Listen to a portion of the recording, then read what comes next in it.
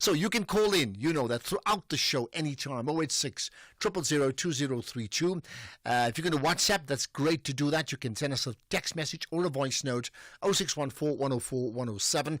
And if you're tweeting, well, the hashtag The National Pulse is what we use. Then tweet to us on the X platform by tagging SAFM Radio and myself, Ashraf Garda. So, welcome to the show. For many people, it's the first working day of Ramadan. Well, I'm certainly doing that. So let me just tell you now, if I'm coughing and I'm not drinking any water and I'm struggling along, please bear with me. We'll see how it goes for the next 3 hours. Well, how's it going regarding our very bloated cabinet? Certainly, Action SA doesn't like it at all, and they think it has to be changed. They've announced several legislative proposals, starting with the issue of the abolishment of deputy ministers. Let's get the thoughts of Athol Trollip, Action SA's parliamentary leader. Athol, appreciate your time. Thanks for connecting on the National Pulse. Thank you, Ashraf. Thanks very much for having me on your show. So you've got 3 points, I understand, that Action SA wants to push through in Parliament, which would require some constitutional changes.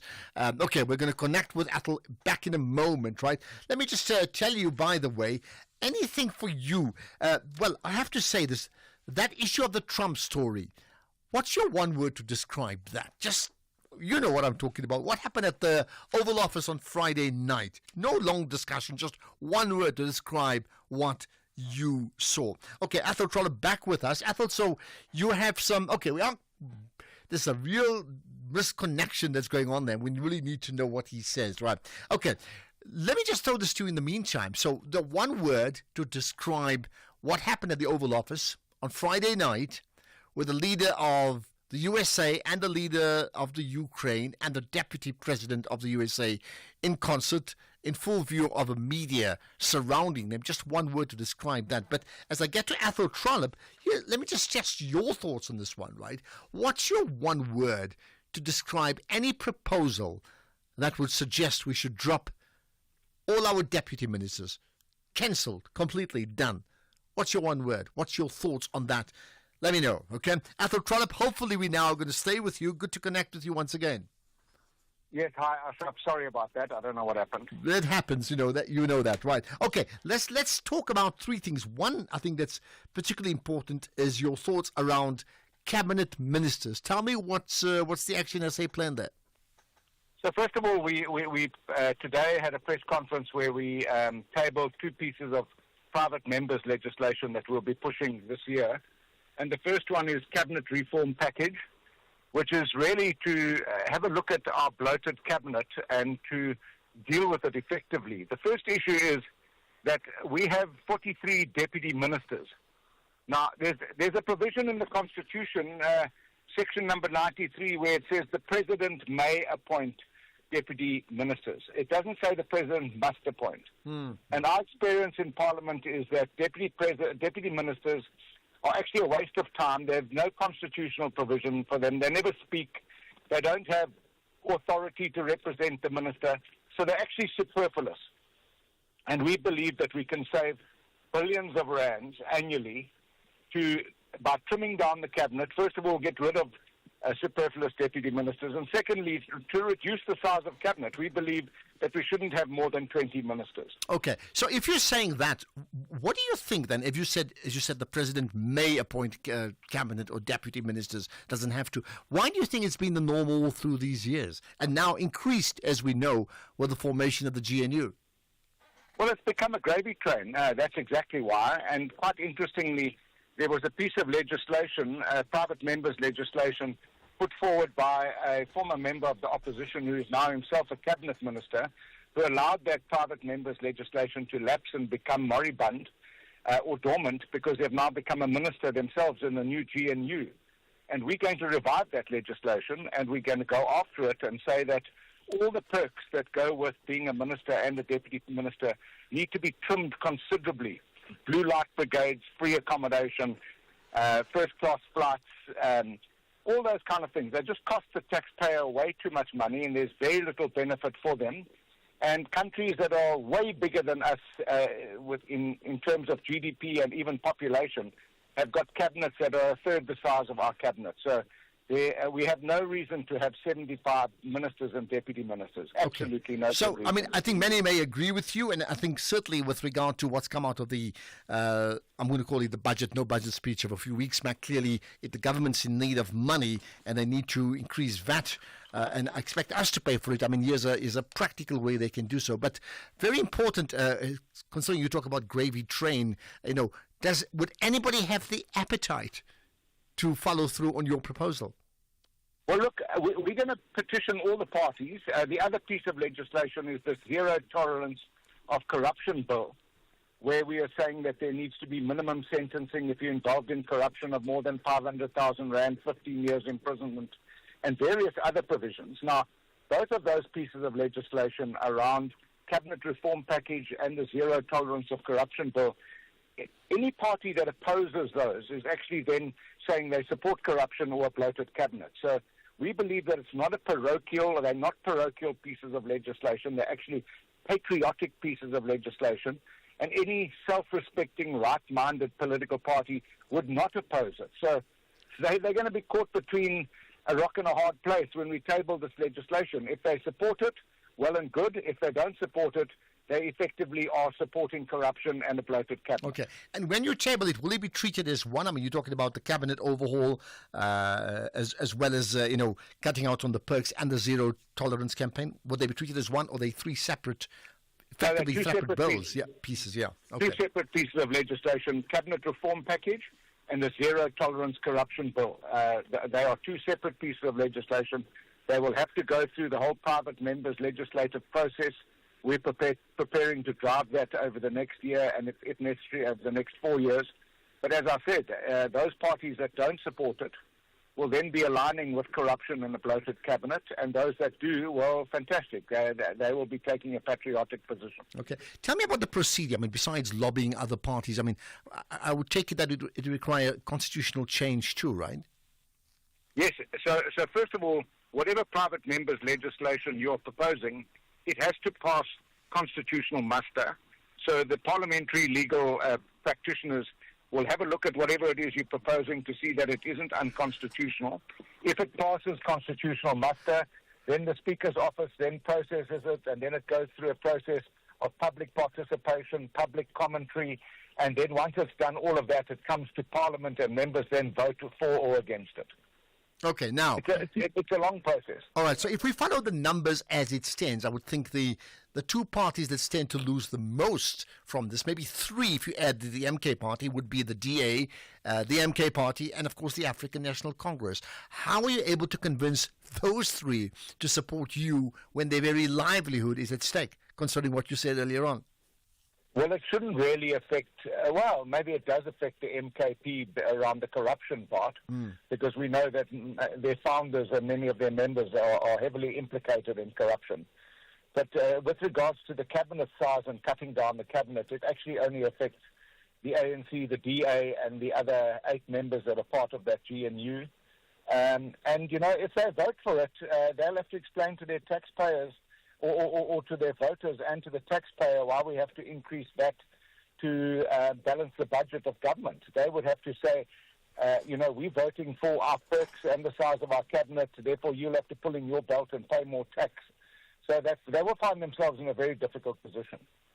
Okay, let's talk about the issue of the perks. So you're saying other countries, with smaller GDPs have been able to manage quite fine, right? Are some of the perks not unavoidable? And I'm looking at the central part of that, which is that how do you make people serving as an MP or a cabinet minister appealing when they could well be in their own corporate South Africa? How do you convince them, besides the fact that they love their country so much they want to serve?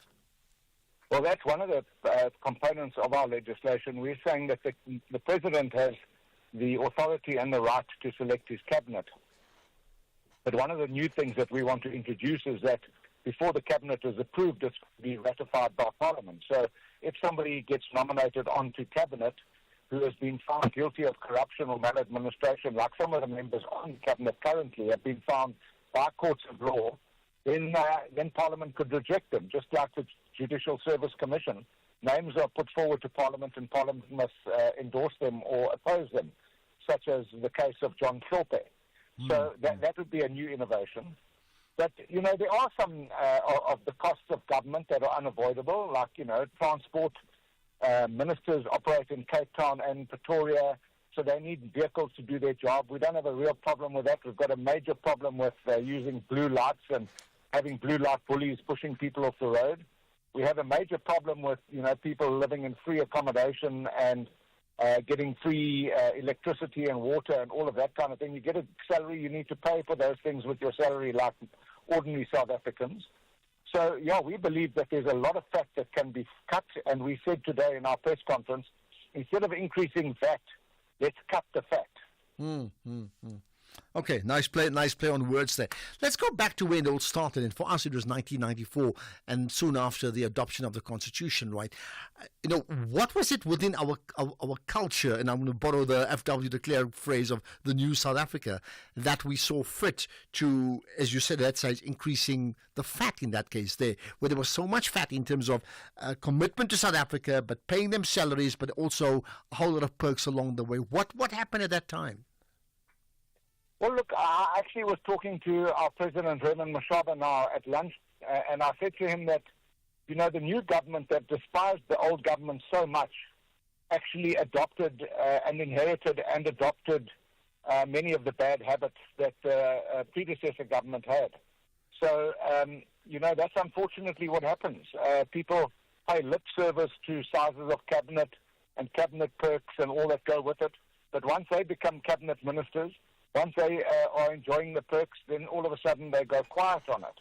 And unfortunately, that's part of human behavior. But that's why it's important to have opposition parties that are the conscience, that represent the conscience of the public, and say to the governing party, hang on, you guys were saying last year you were bringing up legislation to prevent excessive perks, etc. Now that you're in government, you've forgotten that. So we serve a role. It's a very difficult role. It's a fine balance. You don't want to appear to be carping and anti-everything, and we're not. We've said we'll be a constructive opposition in Parliament as Action SA. But what's right is right and what's wrong is wrong, and we're certainly not going to embrace what's wrong. We'll oppose it with everything we can and use every lever at our disposal. And lastly, Athol, in mobilizing support, what would be the role of Action SA and maybe your allies mobilizing civil society? Because one thing are the political parties, but if there's enough national or nationwide support amongst civil society, maybe then the parties would be on the back foot, which would effectively put them in a situation where they can't ignore what you've just said now. Well, look, I think that South Africans and civil society have really had enough of corruption, have really had enough of the excesses of government, the unnecessary, unjustifiable excesses of government. So as far as we're concerned, there will be enormous public support for these kind of amendments to the legislation. And the biggest hurdle for us is to get it through in Parliament and get the parties to support it. But as I said, there is a bit of a leverage that we can use, because if parties vote against it, then we will expose them to the public to say, these are the parties that pay lip service to cutting fat, but when it comes to them doing it by example, they're not prepared to do it. Okay, the question is, would the voters be convinced that parties that they vote for always follow a moral line? And that may not be the case as it's played out on many occasions.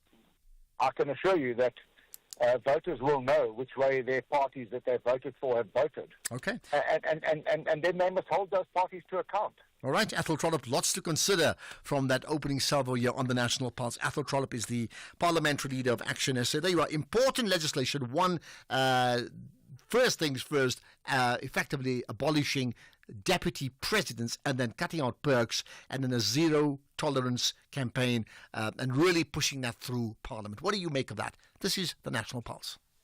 Andile, the CEO of a multinational corporation, is driving home with his daughter.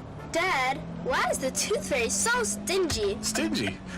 Well, she makes sure everyone gets something. Does everyone at your company get something? Yes, they're covered by Old Mutual Corporate's employee benefits. Even Abdul. Of course, he gets retirement benefits. And Sisampa on that big machine. She gets group risk cover if that big machine hurts her. Wow, that's amazing, Dad. Visit oldmutual.co.za/employee benefits and go from questions to solutions for your employees with with Old Mutual Corporate. Old Mutual Life Assurance Company SA Limited is a licensed FSP and life insurer. T's and C's apply. Honey, what are you doing? I'm stretching for tonight. I thought you're not dancing at bachelorette parties anymore. Baby, we need the money to put Johnny through matric, mos. And what's the police uniform for? The clients feel safer when I wear it. No, man, just sell your bucky to We Buy Cars. They give the best prices and they pay you within minutes. Okay, but can I just go and dance one more time, please? You know how much I love it. No, the buyer's already on his way here. Wow, okay. Strapped for cash? Just sell your vehicle to We Buy Cars. The easiest way to sell your car by far.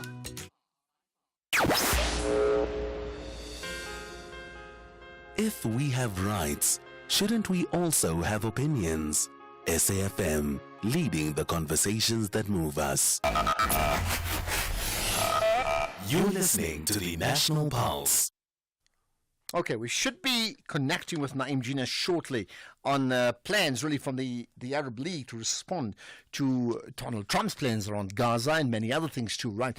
In the meantime, while we connect to him, let's get your thoughts quickly on this issue, right? Dintwe, you've got some thoughts on the Athol Trollops conversation. Go for it. My thought is just they should just expand that. It's not the cabinet or I think we've just lost the internet. Okay, I'm okay. Pity. I really wanted to hear what he had to say. Let's get further thoughts on this, right? What else do you want to say around some of the big issues we've discussed so far in terms of the changes we need to make to our country? Are we ripe for that? Good afternoon, Ashraf. Mqede here in Kala. Ashraf, our used to be beautiful and developing South Africa has been demolished and depleted in all respects in this era. The entities that used to support the growth of the country and even the citizens, like your factories, industries, railway lines, to mention but few, are nowhere to be found. South Africa has just become famous in corruption, lawlessness, and unemployment. And worse, a defamed and sanctioned country. South Africa used to be before 90s a developing South Africa, but now the country is under siege. Thanks, Ashraf. Okay, country under siege. By the way, just to tell you, in terms of rebuild, Bruce Whitfield put together a book called The One Thing, and he asked about 100 South Africans to give their thoughts, their suggestions. If they were the president of the day, for the day or for an hour, what is the one thing they would effectively change or execute on immediately? We'll chat to him about that tomorrow, about 20 to 4. Don't miss that, right? Well, what is the one thing that the Arab League would be doing around Gaza in Palestine? I say that because the Arab League members will meet in Cairo to discuss Egypt's comprehensive vision for rebuilding Gaza. Now, they have a vision. You have Donald Trump having a vision, and others have. And, of course, there's the Palestinians themselves. Let's get the thoughts of Naeem Gina, senior researcher at the Mapungubwe Institute for Strategic Reflection. Naeem, it's always good to connect with you on the National Pulse. Naeem, do I have you there? Can you hear me? Yeah, I can hear you now, right? Thanks for connecting to us here on the National Pulse. So explain what's the importance of tomorrow's get-together? Well, in a sense, this is the political leaders of the Arab world getting together to make a decision on a plan that would be a different one from the kind of vision, as you say, that Donald Trump has put forward. His proposal was to ethnically cleanse Gaza of its 2 million plus population, to resettle that population in neighboring countries such as Egypt, Jordan, and then for him, or the United States, we're not sure which, to reconstruct Gaza into some kind of a big fancy holiday resort to which Palestinians will not be allowed to return. Both those countries, Egypt and Jordan, as well as other countries such as Saudi Arabia, the Arab countries, have rejected this kind of an idea. And so the meeting tomorrow is for them to craft a plan that all the Arab states would agree on, that they can present for that will include issues of reconstruction of Gaza, but also about political leadership of Gaza, etc. Okay. And would that be a plan of this Arab League or a plan of Egypt, which they will then support? Well, it seems that Egypt is the one that is leading the preparation of the plan, but it would be an Arab League plan. Okay. Now, from your experience as somebody who certainly follows that region extensively, how often does the Arab League get together and actually reaches consensus on a major issue that they follow through on? Well, it's easy for them to reach consensus, but the consensus means nothing usually. I think in this case, however, I say that particularly with regard to the Palestinian issue. Mm-hmm. They come together, they have consensus, they take decisions and resolutions, and it doesn't go anywhere. But in this instance, this is not just about the Palestinians. This is about some of these countries themselves. Egypt doesn't want, of course, to have a million refugees coming into its country, nor does Jordan, which already hosts millions of Palestinian refugees. So it's very much also a kind of self-interest issue here. And the notion that they would, of course, if they don't come up with a plan that can work, then by default they'd be giving into Trump's plan, because they said that they would come up with an opposing one. And Trump's plan essentially is a massive war crime, or a set of massive war crimes, and they don't want to be known to have supported that. So I think that tomorrow we will see either some kind of a plan being presented, or the beginnings of a plan. Okay. And a big part of that, of course, would be the reconstruction of Gaza. I mean, the United Nations has said best case scenario, Gaza's reconstruction will take 16 years, but it could go up to 80. So I think that will be a big part of this meeting tomorrow. And I take it you're not privy to any leaked information about that plan at the moment, are you? I'd love to be, but no, I'm not. All right. Sorry. Just a quick thought. I mean, based upon what Donald Trump makes the news every single day at this point in time, right? But a few weeks back, when he referenced that issue about the Palestinians in Gaza, he made the point that he didn't just say we're going to request them to move. It is almost like it's going to be a done deal. We'll move them, right, to Jordan, and he moved them to Egypt. And he said and I'm paraphrasing, they're good friends. We've done a lot for them. Saying it with a type of confidence and smugness that suggests that he always gets his way because, to borrow exactly what he said on Friday, he's got the trump cards. Yes, so two things about that, Ashraf. One is that he does believe that he can always get his way. The way he deals not only with Arab leaders but European leaders. He doesn't give them a choice. He just tells people what needs to be done, and it has to get done. I think now in his second term that's going to come back to bite him, but that's besides the point. The second point about this is that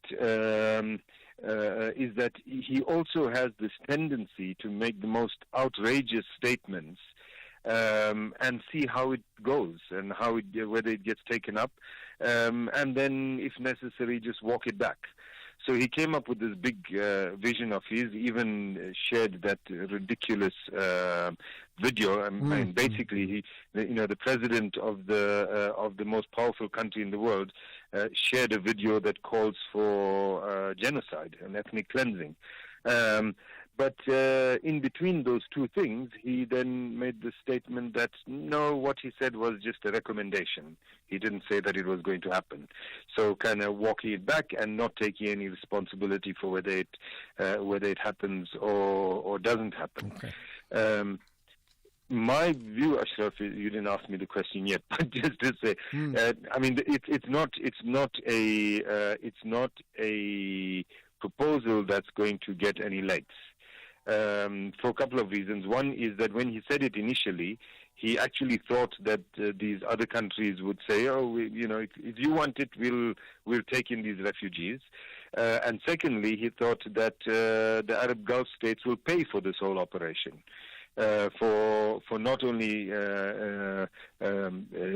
dislocating and relocating the Palestinians from Gaza, but also to build his dream resort. and that's not going to happen. There's no money for any of that to happen. All right. And the second point is that he'll have. Yeah, go ahead very quickly. Well, the second point is that the only way he can make this work is if he were to put American soldiers on the ground in Gaza, and no one's going to pay for that. And if they do get put there, they will get slaughtered much worse than the Israelis who know the territory better. Okay, let's see. That big question now is, let's see if Donald Trump attends a meeting of the Arab League, if not tomorrow, sometime soon. Naeem Jinnah, appreciate your time here and your insights being shared on the National Pulse. Let's get the news headlines. Here's Daneo. Thank you very much, Ashraf. A very good afternoon. Let's take a look at the headlines at 3:30. All three accused in the case of missing Jocelyn Smith have pleaded not guilty to all the charges they are facing in connection with her disappearance. In other news, residents of Pumlangati informal settlement in the south of Johannesburg have once again taken to the streets to protest against water supply cut-offs, and the UN's human rights chief says he's concerned by what he calls a fundamental shift in the United States. A full update follows at the top of the hour. SAFM, guiding you through the rush hour traffic. Good afternoon. Starting off in Gauteng, the M1 northbound in Boysens has a crash before Crown Interchange. The N12 westbound in Etwatwa has a crash before Katboschfontein Road exit. Joe Slover Drive northbound in Doornfontein is closed at the railway subway. Heidelberg Road southbound in City Deep has a crash reported near Hoer Road, and Golden Highway is where protest action is reported at Zachariah Park. The road's been closed off, so expect further delays and diversions. In KZN, the N2 southbound queuing towards Spaghetti Junction. Old North Coast Road is closed just north of Columbine Place, and Umgeni Road westbound slow moving at Springfield Park. In Cape Town, the N1 outbound has a crash before Marine Drive, the M3 Philip Gassana Drive outbound, a crash before Hospital Bend, the N2 Nelson Mandela Boulevard outbound queuing towards Hospital Bend, and the N1 outbound, a stationary truck reported at Plattekloof Hill. With your traffic update, I'm Irma G. This is SAFM Sports with Tuming Kapele. Tumi, let's talk cricket. Our South African cricket team were in Pakistan. They went to Dubai. They're going back to Pakistan. And if they win, they'll go to Dubai. Something along that line. Yeah. A very good afternoon to you, Ashraf, and our listeners. A mix-up there with the Proteas. Not a mix-up per se, because they didn't know if they're going to face New Zealand or India. But now they're back in Pakistan. And talking about the Proteas, bowler Marco Jansen says that he's very confident that South Africa can stay focused and overcome their poor form in knockout matches ahead of their semi-final clash against New Zealand on Wednesday. South Africa chased down the target of 179 for the loss of 3 wickets in 29 overs to beat England this past weekend to make it into the last 4.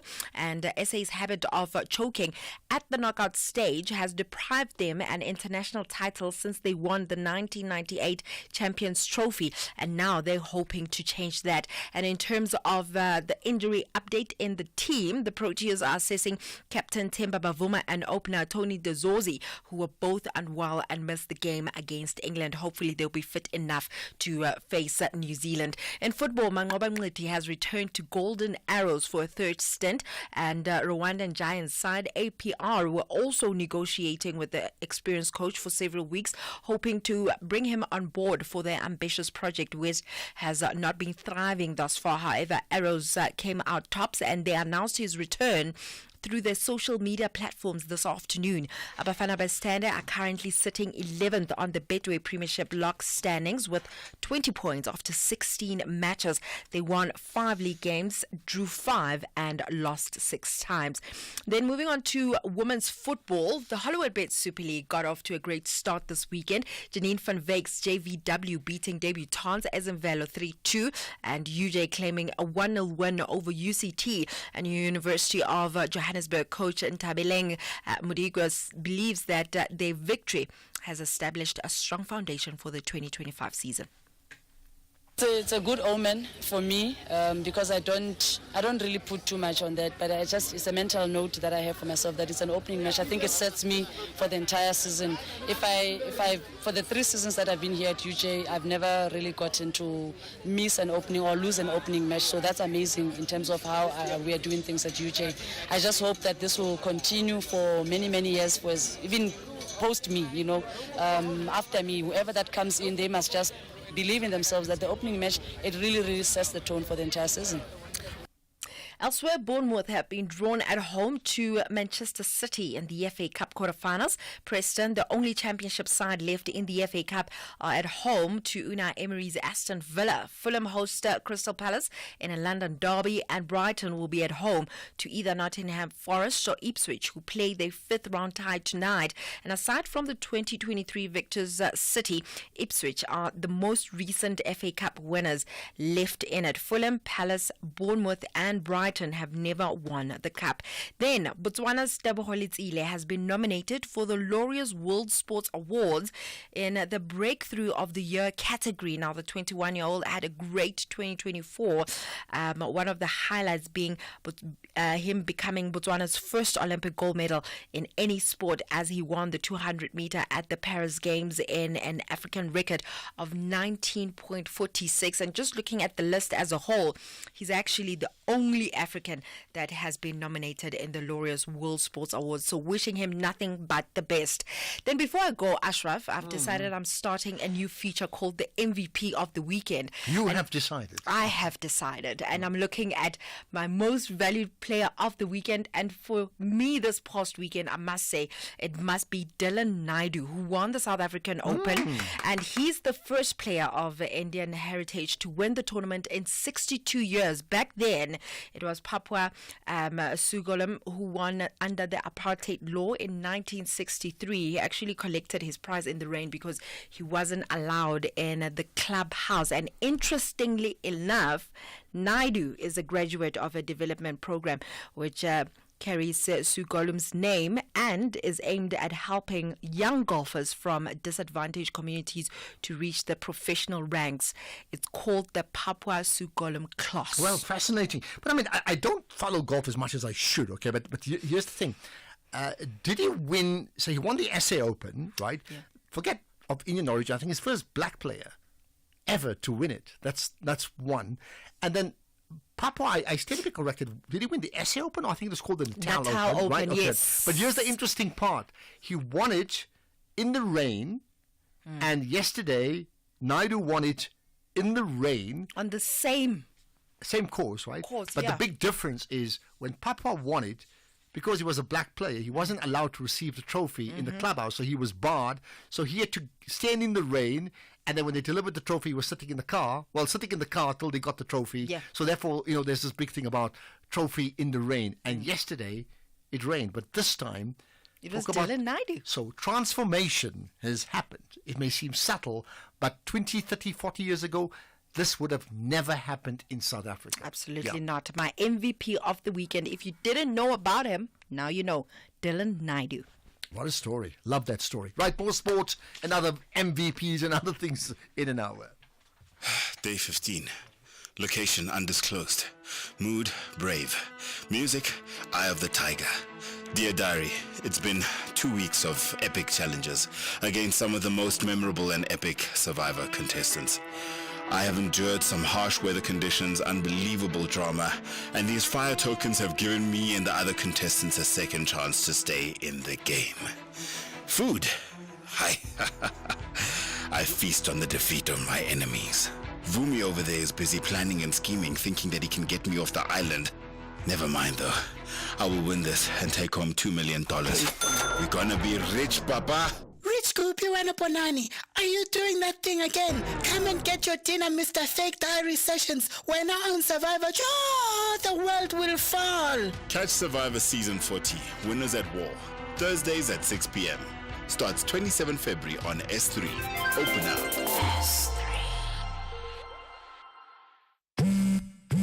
Up your February with great value deals from Vodacom Business. Meet the new Samsung Galaxy S25 Ultra featuring integrated Galaxy AI. Get it on a Red Business 1.5 gig plan for only 1,539 Rand per month over 24 months. Enhance your deal. Add 69 Rand extra per month and get the Samsung Galaxy Watch 7 eSIM. Available in-store and online. T's and C's apply. Further together. Vodacom Business. SAFM commemorates Human Rights Month. We are all responsible for the protection of our rights. SAFM, leading the conversation. Right, now, you know, this 5 rands can't buy your pie and cold drink anymore. Those days are long gone, right? But OUTsurance is still committed to saving you big bucks on your car insurance. Here's an example. Get a quote, and if OUTsurance can't beat your car insurance premium, ask them for 500 rands in cash, and make that 1,500 rands if you've been claim free with the same insurer for 3 years. Get monthly savings on your car insurance or cash in your pocket. SMS out to 30754, out 30754. Save that number, right? With OUTsurance, you always get something out. A licensed insurer and FSP, T's and C's online. Do great solutions start with good conversation? SAFM, leading the conversations that move us. Ashraf Garda on SAFM. Right, we will connect. In fact, we're going to connect with the EFF. They're having this march to Joburg Water today, so we'll get to them in a moment. In the meantime, let's get your comments on some of the things I've raised already. Good afternoon, Ashraf.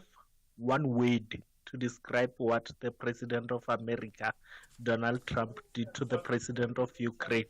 Disrespect. Peter Maila Machava from Letswatla. Thanks for that, Peter. You know, they said the other way around. They said the Ukrainian president disrespected the Oval Office. Good afternoon, Ashraf and the listeners. I have never understood why we have deputy ministers. If something happens and the minister in charge is removed, they appoint another minister. I've never seen them actually using a deputy minister. It seems a complete waste of time and money. Thank you. Claire from near George. But as has been said, it's not just a waste of time and money. It's a very creative way to give a whole lot of people who've been part of their lobbying within their political parties jobs and perks. And that's been continuing for a long, long time. So it gives them the prominence and the money that goes with it, which entrenches them within that political party. Just sounds pretty simple, isn't it? Right, what about Joburg Water? That's not simple because every one of us, not just in Joburg, we spoke about it eThekwini the other day, we can talk about other regions in South Africa, have got water problems. Either the water is not drinkable or you can't get water, there's a massive shortage and it goes on not for a few hours, it goes on for days on end. Now, in response to that, the EFF in the Gauteng region have marched to Joburg Water, demanding what they call an immediate end to water shedding.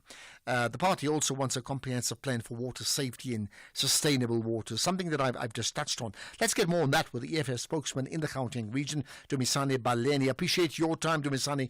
Thanks for connecting with the National Pulse. Greetings to the listeners and thank you for having us. Thank you. I take it you've now delivered a memo to Joburg Water? Yes, we did today. It was delivered by the EFF in Gauteng at the offices of Joburg Water and was received by Joburg Water. And we are expecting that we'll receive a response within 7 days. Okay. What is the essence of your memo? What are you saying? The essence of I'm in an interview. Yeah.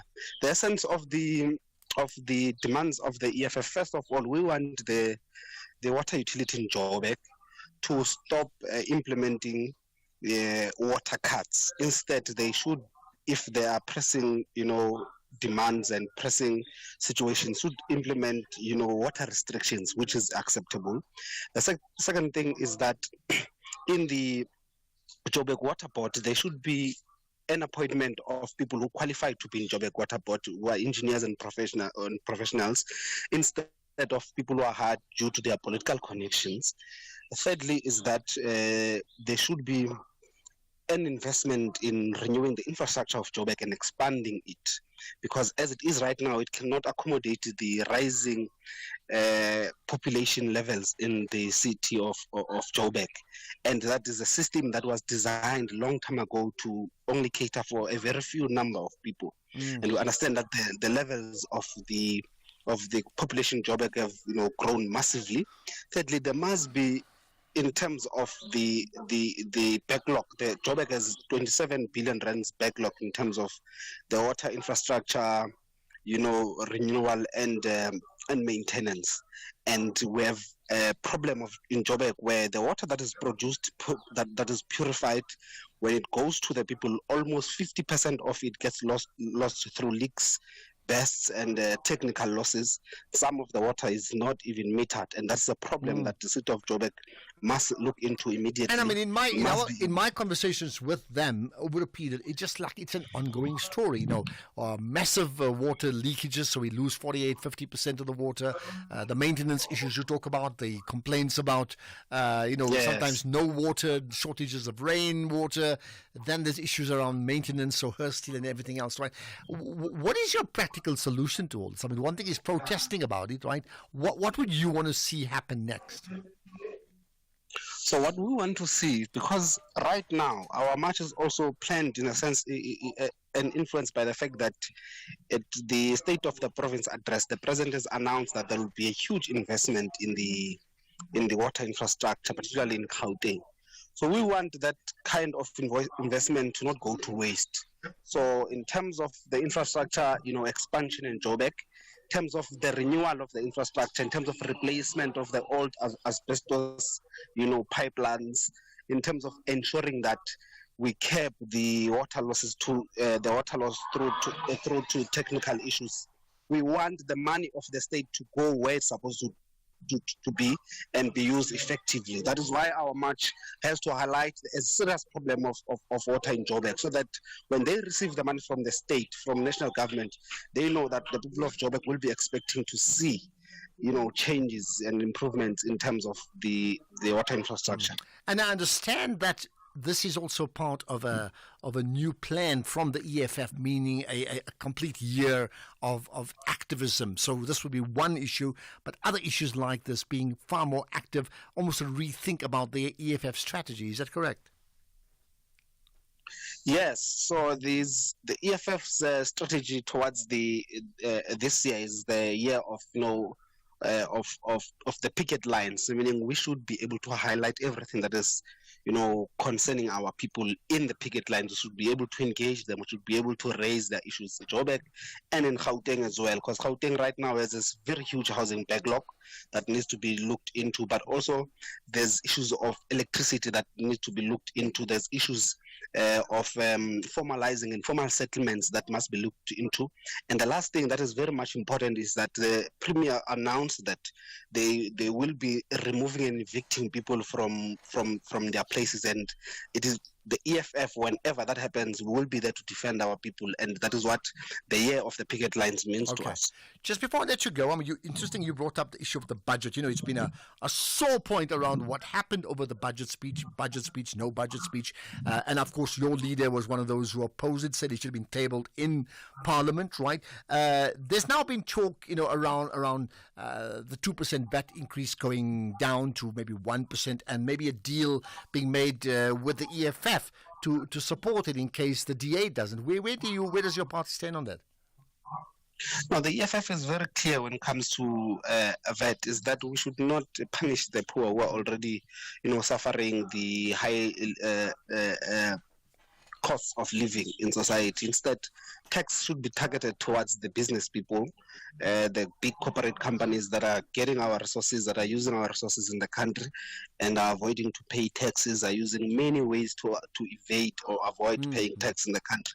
The EFF would never support a situation where the burden of funding the poor, or of funding the state or funding government, should come from the poor.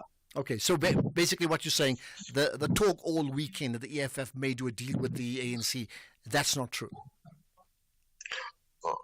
Well, because I'm speaking for the EFF in Gauteng, that would have to be confirmed by national leadership. But I can tell you the EFF will not support any deal that places a burden of funding state program into the poor, and therefore the EFF is most likely not to accept anything that has to do with increase in the value-added tax. And the EFF also, we were even advocating for a decrease in the tax, because there was an increase in 2018. We wanted it to even go back. Let's leave it at that, Dumisani Baleni. Thank you for clearing that up, the EFF spokesman in Gauteng. This is the National Pulse. A convicted murderer on death row, a vicar in a quiet English town, and a maths teacher trapped in a cellar. cross paths in the most unexpected way. Jefferson Grief is on death row in an American prison for brutally murdering his wife. But it turns out that Grief has a gift. He can solve crimes from inside his cell. English journalist Beth Davenport needs Grief's help. Janice, a woman who recently helped Beth, has gone missing. The last Beth heard from Janice? A text with a blurry image of a man lunging towards the camera. Will Grief crack the case in time? Exactly how is Janice's local vicar involved? And is it really possible to solve a crime before it is committed? Tune into Inside Man, Monday to Wednesday at 9 p.m. Starts 12 February only on S3. Open up.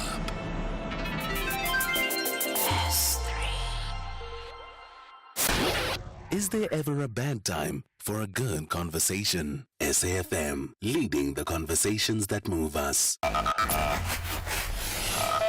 You're listening to the National Pulse. Right, now time for your calls. By the way, let me just tell you that Duma Kubule will talk to us around 4:45 tomorrow about the World Bank's report and their views on BEE and regulatory rules. Really important issue, okay? Right, let's get your thoughts. I want to know what you think about the issues we've spoken about. The Action SA's position, very interesting, around effectively axing deputy ministers completely, then cutting out the perks significantly so for the other cabinet ministers, and then also a whole new bill that they will table around corruption or anti-corruption. Your thoughts on that? Rex in Leidenburg, go for it, Rex. Yes. Can I talk? Yeah, go ahead, Rex. Yeah. Okay. I mean, I sort of support Trump sometimes and sometimes I don't, but I think he was right on Gaza because I think he pushed Muslims into a corner on Gaza and in Syria. Muslims have got to start taking responsibility for their own problems. They cannot just carry on killing each other, creating war, and then blaming everything on Israel and America. I don't know what the conflict is between Iran and Saudi Arabia and the Sunnis and the Shias, and they're forever killing each other, and they blame it all on Jews. Okay, but I mean, we're talking about the Palestinian issue specifically. I mean, do you have a well, that's well, yeah, but I mean, there's obviously a proxy war there. There are obviously hidden agendas between the big powers in that area.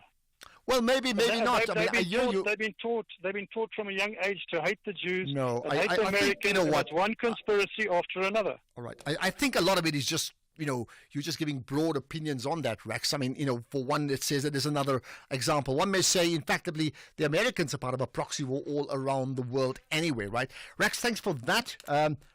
But that's his opinion, and of course you can give yours too, right? Let's get further comments. Yeah, but you can't carry on with the same old, expecting a difference. Well, but you're saying you're just doing the same thing. Thanks, Rex. Right, let's get further thoughts. Deputy ministers. Good afternoon, Ashraf and your team. I agree with this guy from Action SA. How long we've been complaining about the ministers, especially deputy minister. We don't know what is their portfolio. They are just receiving allowance, not paying electricity, driving their X5 blue light, chasing people on the road. So we don't need that. And we complain about this on President Ramaphosa must reduce her cabinet, but he increased the cabinet. We don't need that with immediate effect space in Matlosana. Interesting. I mean, the ANC even made the point they will reduce the cabinet because they knew it was bloated. Then they increased it, and that is a complete GNU looking after each other deal. To get them all on side really, they increased the cabinet and increased the deputy presidents, as you well aware of. Crispin in Durban, go for it. Yeah, Ashraf, I just heard some guy raving in about Muslims in Gaza. Yeah. I mean, the ignorance is incredible. Why does the guy phone in if he's not prepared to do some basic research about the place? First of all, not all Palestinians are Muslim. A significant proportion are Christian. Okay? And they are treated in exactly the same way. They've got nothing to do with Iran. They've got nothing to do with Saudi Arabia. Well, absolutely correct. I mean, if you only knew that, for example, I can't remember everything, but I know that Yasser Arafat's wife, if I'm not mistaken, was Christian. He's Muslim, she was Christian. Perhaps the most famous of the PLO spokespeople was Hanan Ashrawi, a hugely academic person. She's Christian. Yeah, and there are many like that, yeah. Well, but I think where is they're typical of most white type of things. Don't go back into the history, because to go back into the history is uncomfortable. You've got to go back into the history. This is the ancestral land of people, all right? This is their ancestral land. the idea that you just drag them out and put some disgusting, golden statues of Trump in its place is like something vile. And that seems to be acceptable. I mean, I agree with you, Crispin. Thanks you for that. That's why I've said this before, without getting into too much stories and dogma. But the problem in that modern day region, and I'm even saying the region, started with the Balfour Declaration, and really we all owe it to each other to go into understanding what was declared in that declaration and what were the implications thereof of not one people, but peoples in that region. And that's why we talk about them now, isn't it? Right, further thoughts? The AfriForum, another point of note. Good afternoon, Ashraf. What AfriForum is doing is so sad, because it's like they're spitting in the grave of Nelson Mandela, who was an advocate for non-racial, non-sexist or South Africa, where everyone is equal, where everyone is looked at without looking at their race and all that stuff. So now they're just using the race now to scapegoat whatever is happening in this country. We know we have some serious problem in the country, but what they are doing is tantamount to treason. Thank you, Ashraf. It's VK from David. Well, interestingly, you bring that up. There's an organization, and we'll talk to them after the news now, actually, just now, very shortly, about a grouping that has come together, and they've got, I believe, 10,000 signatures calling for just that. AfriForum to be charged with treason. Don't miss that conversation. Good afternoon, Ashraf. Good afternoon, SAFM. It's Mandla here in Bushe Park. I'll be disappointed if EFF is going to support the ANC for the increase in VAT. Let them suffocate themselves there in the GNU. They chose DA and sidelined MK and EFF. Thank you. Well, there we are. Thank you for that. But and I know, and I'm not saying that's what they're going to or not do, but with regard to politics, honestly, what's unacceptable on a Monday is okay on a Tuesday, right? Naran Singh saying, Ashraf, the word is childish, just thinking what reception President Ramaphosa will get from Trump. I must tell you, I thought of the same thing. Can you imagine our president sitting there wearing a Madiba-type shirt, being called out by the media, like, why aren't you wearing a suit, right? And then being castigated by Trump and his deputy as if, you're in school with the headmaster and you're being reprimanded. I mean, that really was something I thought about. So I wonder when that will finally happen and how. I think the optics are important and the lines of communication are important there. And maybe here's a thought for all of you, right? Can you remember any other incident in world history where political leadership argued in public? And this is what happened. I want names. I want incidents. I want to learn something here, okay? Think about that, please do. Daneo Mataung is here. She's got the news. It's 4 o'clock.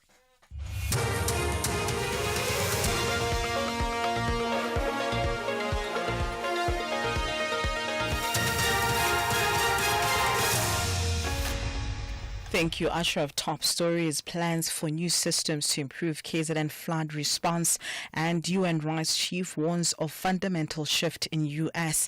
A very good afternoon. eThekwini Mayor Cyril Xaba says the city is implementing new systems that will assist in its response to flooding during heavy rains. Several roads in Durban and surrounds were inaccessible due to severe flooding at the weekend. In areas on the south of the city, some homes are still submerged in water. Residents are attributing this to the city's poor drainage system. Xaba says the current system is not designed to deal with continuous flooding. I must say that our team are now working on new designs that take into account now the new climate change conditions in our country. As I said, those we have now, we're taking into account a 1 to 10 flood happening, but now we now get 1 to 100 and in some cases 1 to 20. Things happening at the shortest interval, things that we had never planned for, but this time around we'll start to look at that as well. All three accused in the case of missing Jocelyn Smith have pleaded not guilty to all the charges they are facing in connection with the child's disappearance. The trial into her disappearance is currently underway in Saldanha Bay on the Cape West Coast. The state alleges that Jocelyn was kidnapped and trafficked. Jocelyn went missing from Middlebury's informal settlement in Saldanha on the West Coast in February last year. Residents of Pumla Ngashi informal settlement in the south of Johannesburg have once again taken to the streets to protest against water supply cut-offs.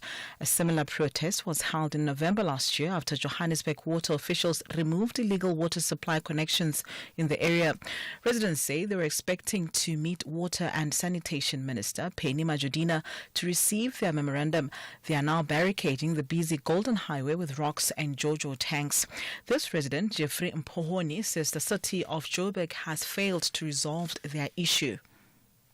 These two offices, Office of Mayor and Office of Premier, is failed to respond on our memorandum. This year we take another step. Say, let's call the Office of President and Office of Water Sanitation, and we did that around on 18 January, and we give them allowance to say we must come on Civic Center on the 3rd of March 2025 to receive our memoranda.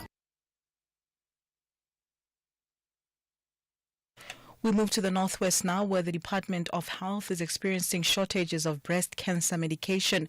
This comes after the National Department of Health experienced inconsistent supply that limited the number of treatment choices for breast cancer. The department is seeking alternatives.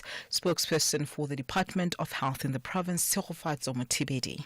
It's not only in the province, it's a countrywide decision. It's a national decision that the current alternative has been alternated with the third option, mainly because South Africa does not have enough estrozone, which is a drug that has been used to administer cancer treatment. It's the same as opting for Dispring instead of Grandpa.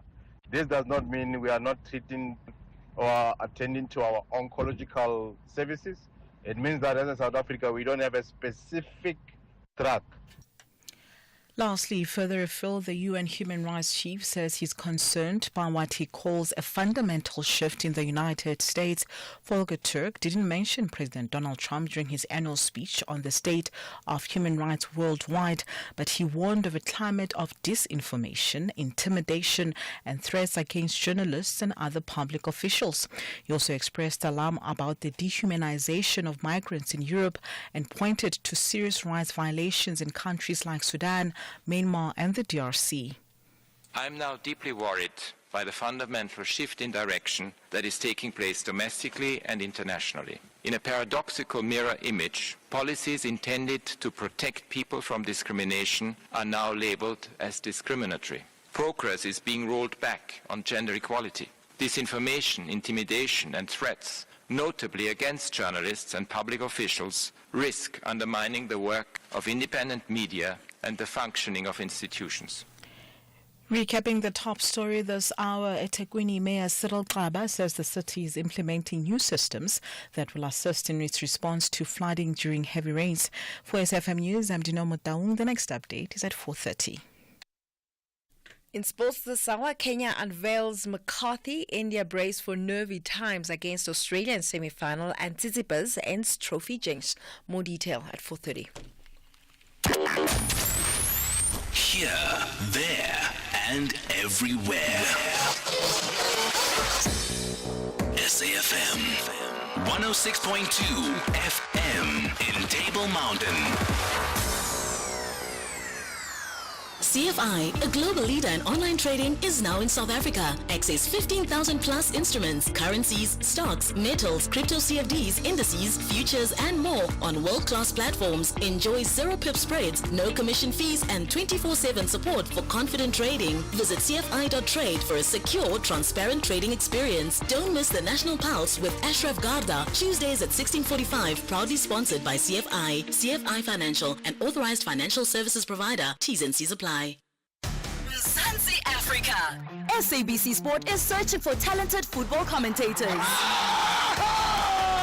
Are you knowledgeable and passionate about football commentary? Are you a great storyteller of the beautiful game? That's why they're very good in controlling the ball and keeping it in minutes. Submit a 2-minute commentary clip in your South African language of choice to commentator@sabcsport.co.za. Also email your full name, surname and contact details. Shesha phela. Closing date is on Friday, 7 March 2025. Only shortlisted candidates will be invited for the second round of auditions at SABC Studios in March. SABC Sport. For the love of the game. Whether it is a CCMA referral, problems with a mechanic, or unfair blacklisting, Clientele legal plans are affordable, and you receive up to 670,000 rands worth of legal services per year. We cover civil, criminal, and labor-related matters. Our legal team will be your support 24 hours a day. SMS SAFM to 32195. That's SAFM to 32195. Clientele General is an authorized FSP and a licensed non-life insurer. T's and C's online. Standard rates apply. Okay, Lhasa, we are recording 3, 2, 1, go. A cold case is opened 39 years later after the body of a young man is discovered in a derelict building. There are 4 suspects. Suspect 1, a clergyman. Suspect 2, an eminent entrepreneur. I really, those people are always shady. Suspect 3, a community worker.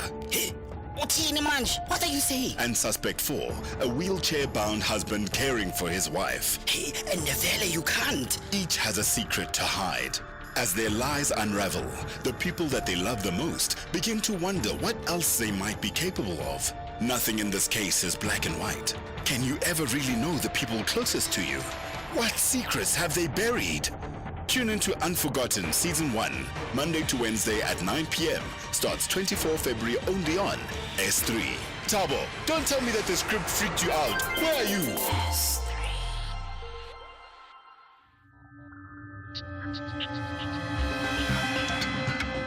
The National Pulse with Ashraf Garda on SAFM. You're listening to the National Pulse. Weekdays, 3 to 6 p.m. So every day I put this question to you: what for you moves the National Pulse? Understanding that each one has their own thoughts about how they internalize the biggest issues that impacts on the pulse of the nation, the national psyche, every single day. But wherever you are, I mean, give it some thought. The EFF marching to Joburg Water in the city of Joburg around a range of frustrations about water issues, something we've well documented over the last few weeks. That's one. Action SA, very clear. They're going to move now legally for, and meaning through Parliament, the dismantling of the deputy presidents as a portfolio. Just too bloated. They don't do any work, says the Action SA, and other things. Also a complete curtailing of the perks of cabinet ministers. I wonder how much support they will get for that, right? Then the issue of Israel or Gaza, in particular in Palestine, and that plan as a discussion with Naim Jinnah. As you know, Trump's got this idea of effectively, well, I mean, we'll just back them off to Jordan and to Egypt. That's clearly not going to happen, and build some fancy resorts. They look very, very nice on the seaside. There's been a response, the Arab League getting together tomorrow. What do you think will be the actual solution? How do they go about rebuilding a part of a country, because the other parties on the West Bank that has been told could take 10 years, 15 years, 18 years, even 20, 30 years. That's the level of devastation in that region. But what's your solution to that? And now the position regarding AfriForum, which I must say, outside of maybe the GNU and the budget speech, AfriForum has been like the number one discussion point in South Africa and abroad to a large degree in the USA over the last few weeks, right? Well, so much so that a grouping of people, politicians, citizens, I would think headed by SANCO, the South African National Civics Organization, have come together. They're collecting signatures, and they feel that AfriForum's position in terms of how they've, according to them, turned around the issue of expropriation around and then lobbying the USA and the US president constitutes treason, economic sabotage, foreign interference, and incitement of racial panic. Well, that online, they effectively want them to be charged for all of the above. I believe they've got something like 10,000 signatures already. We'll find out if that's true. Let's get the thoughts of Buntu Gwija, the Deputy Secretary of the South African National Civics Organization. Buntu, thanks for connecting to us here on the National Pulse. Thank you very much. And Ashraf, and greetings to South Africans that are listening. Thank you. Right, let's get to the signatures first. Do you have 10,000 signatures? I must say that collectively, with a number of other organizations, it's actually far more than that, because there's also a petition that's going around. Yes, we do. Okay, so when you say far more, I mean, I'm not holding you to it totally. Is it 20,000? Is it 50,000? What is it? We'll say approximately close to about 18,000. Okay, 18, right? What are your expectations in terms of if everybody that supports, even if 50% of people that support your position, if they sign a petition, what do you think? Where would those numbers end then? I think what we intend to do is to actually test the level of democracy that we say we live by as a country. What we want to see is we're calling on all South Africans, including progressive organizations, to support the case so that we can be able to refute what AfriForum is up to, because they've weaponized legislation against them. So our intent is to make sure that the case is looked at as a criminal case, as precedent has been set before, because this has led honestly to economic sabotage and panic. So we expect that all freedom-loving South Africans and citizens, black, white, pink, should come together and be able to dispel what AfriForum is up to by lobbying international bodies. So that's what we want. I understand your level of disgruntlement around AfriForum with the support of those petitions has gone to a level where you've now formally laid a charge with the police, right? Correct. Okay. Correct. What is the charge? Okay, our basis of the charges are actually full. We are demanding for the full investigation into the AfriForum's financial records. But in terms of the actual charge that we've listed, we've linked on treason. We've also spoken about economic sabotage, incitement of racial misinformation. Also, another charge is foreign interference in domestic affairs and the discriminatory practices on economic practices. So those are the 5 charges that we currently have. Okay. So it's treason, economic sabotage, incitement and racial misinformation, and foreign interference, as well as discriminatory economic practices. I know, like even last week we had people calling in to say, you know what, the moment these AfriForum and Solidarity guys come back from the USA, just arrest them at the airport or lock them up. And I've said, South Africa is a constitutional democracy. It doesn't just work like that. It's a lot more complicated than that, right? That's our strength. It may well be the weakness according to other people, right? Correct. How strong a case do you think you have? Because, one thing is listening to the utterances, but you have to prove a case against all those charges. Correct. No. We are of the view that if you, I'm sure, I don't know, there are many Leonard friends that we probably have. You would know that there is a case in point where the state versus Banda, I think it was in 1990, where it was established that there was economic subversion against the state, and which then qualifies, for instance, for treasonous intent. But again, the fact that we believe that there is grounds for particularly genocide is on legal basis of a case of Mamabolo, which was in 2001, where there was a ruling of the false statement that were aimed at causing panic and incitement under the what they call the public harm constitutional law. So we believe that because of the case law that has taken place and there's precedent, and AfriForum's one is even far worse in terms of what they have done insofar as incitement, insofar as making sure that they lobby, because in the Momobolo case there was no lobbying, but this time around there's lobbying involved. So we're using case law to argue that AfriForum, they are treasonous in terms of that they've taken. So we are of the view that we have a solid case. Obviously, insofar as panic that has taken place, the racial tensions that are currently taking place in the country, if you look at how social media has been divided, and already in a democracy we agree, but the way it's divided is now on racial lines, something that we've tried, to subvert as a country. So we are of the view that they really cause panic, especially with President Trump executive order now, which was almost believe what they're saying. And the strong case that you have, I mean, you know, if you take it all the way, I mean, you're going to have to be in for the long haul, because whatever may happen at the police station to a lower court, it will go all the way up to the Constitutional Court. And I would think that AfriForum's got the money to fight that, right? You're in for the long haul? We're in for a long haul, and South Africa is that kind of possibilities, and we are of the view that we are presenting facts in front of the nation, and the nation is also there to judge for us. And we may not have the money for the long haul, but we believe that the voices of the people granted by the Constitution will be heard for the first time, probably without money, but on the streets, because we're waiting now for the AfriForum and Solidarity to come back. You will see when they come back, we have a planned, very serious planned action, which will be in their offices in Durbanville in the Western Cape. So outside of actually going to court, you're going to couple it with civic action. That's what you're saying, protest action. Okay. I understand you've also petitioned the Hawks and the South African Human Rights Commission. What did they say?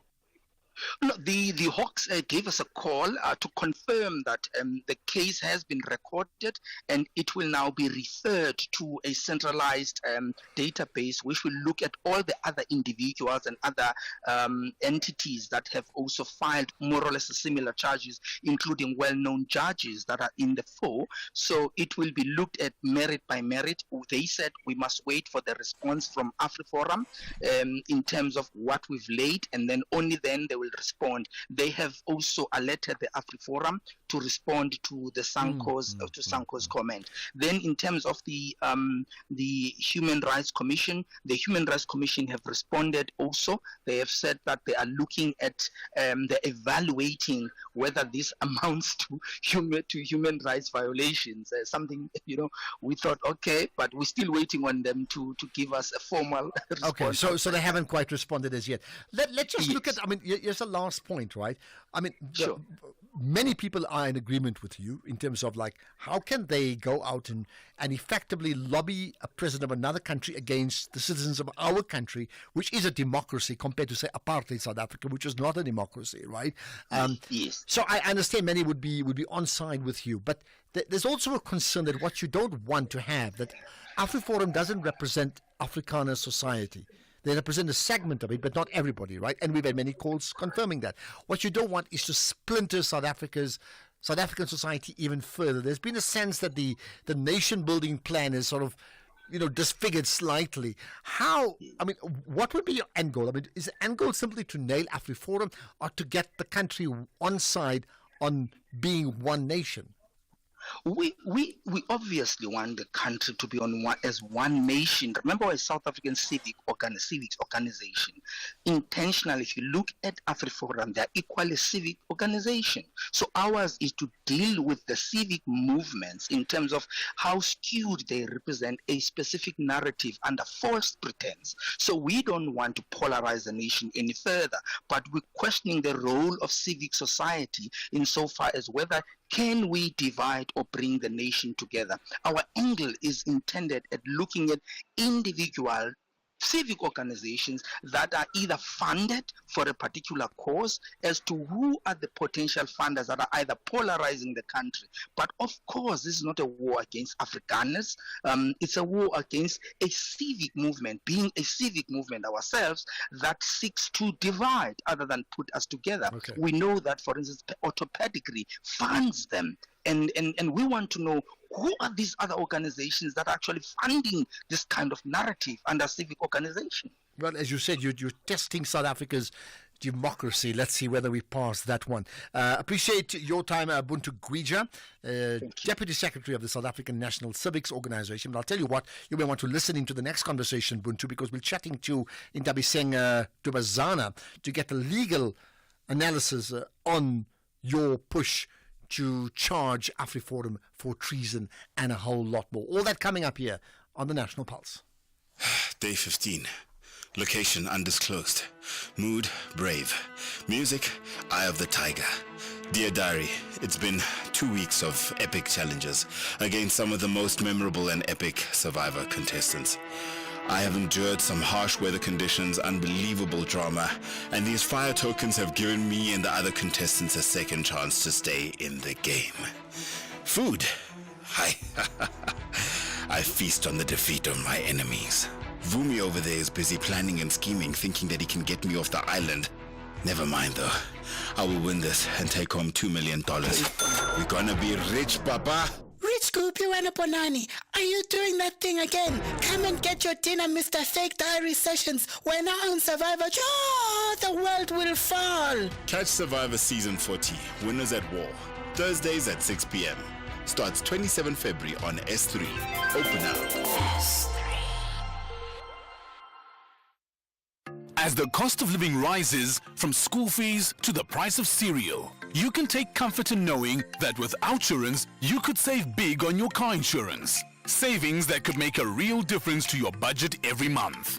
Outsurance client Mikey knows all about it. These guys are super fast, they're very helpful. My bank account is flexing. Why wait? Switch and save today. SMS out to 30754. That's out to 30754. Outsurance is all about giving you value for your money. Enjoy life-saving services like Help It Out, with 24/7 access to panic assistance, roadside assistance, and home assistance with just a tap on the app. Feel good. That means that I'm being looked after. Make today the day you switch. SMS out to 30754. That's out to 30754. With Outsurance, you always get something out. A licensed insurer and FSP. Limits apply. T's and C's online. If we have rights, shouldn't we also have opinions? SAFM, leading the conversations that move us. Ashraf Garda on SAFM. Opinions absolutely do matter, and I think I certainly welcome you calling in.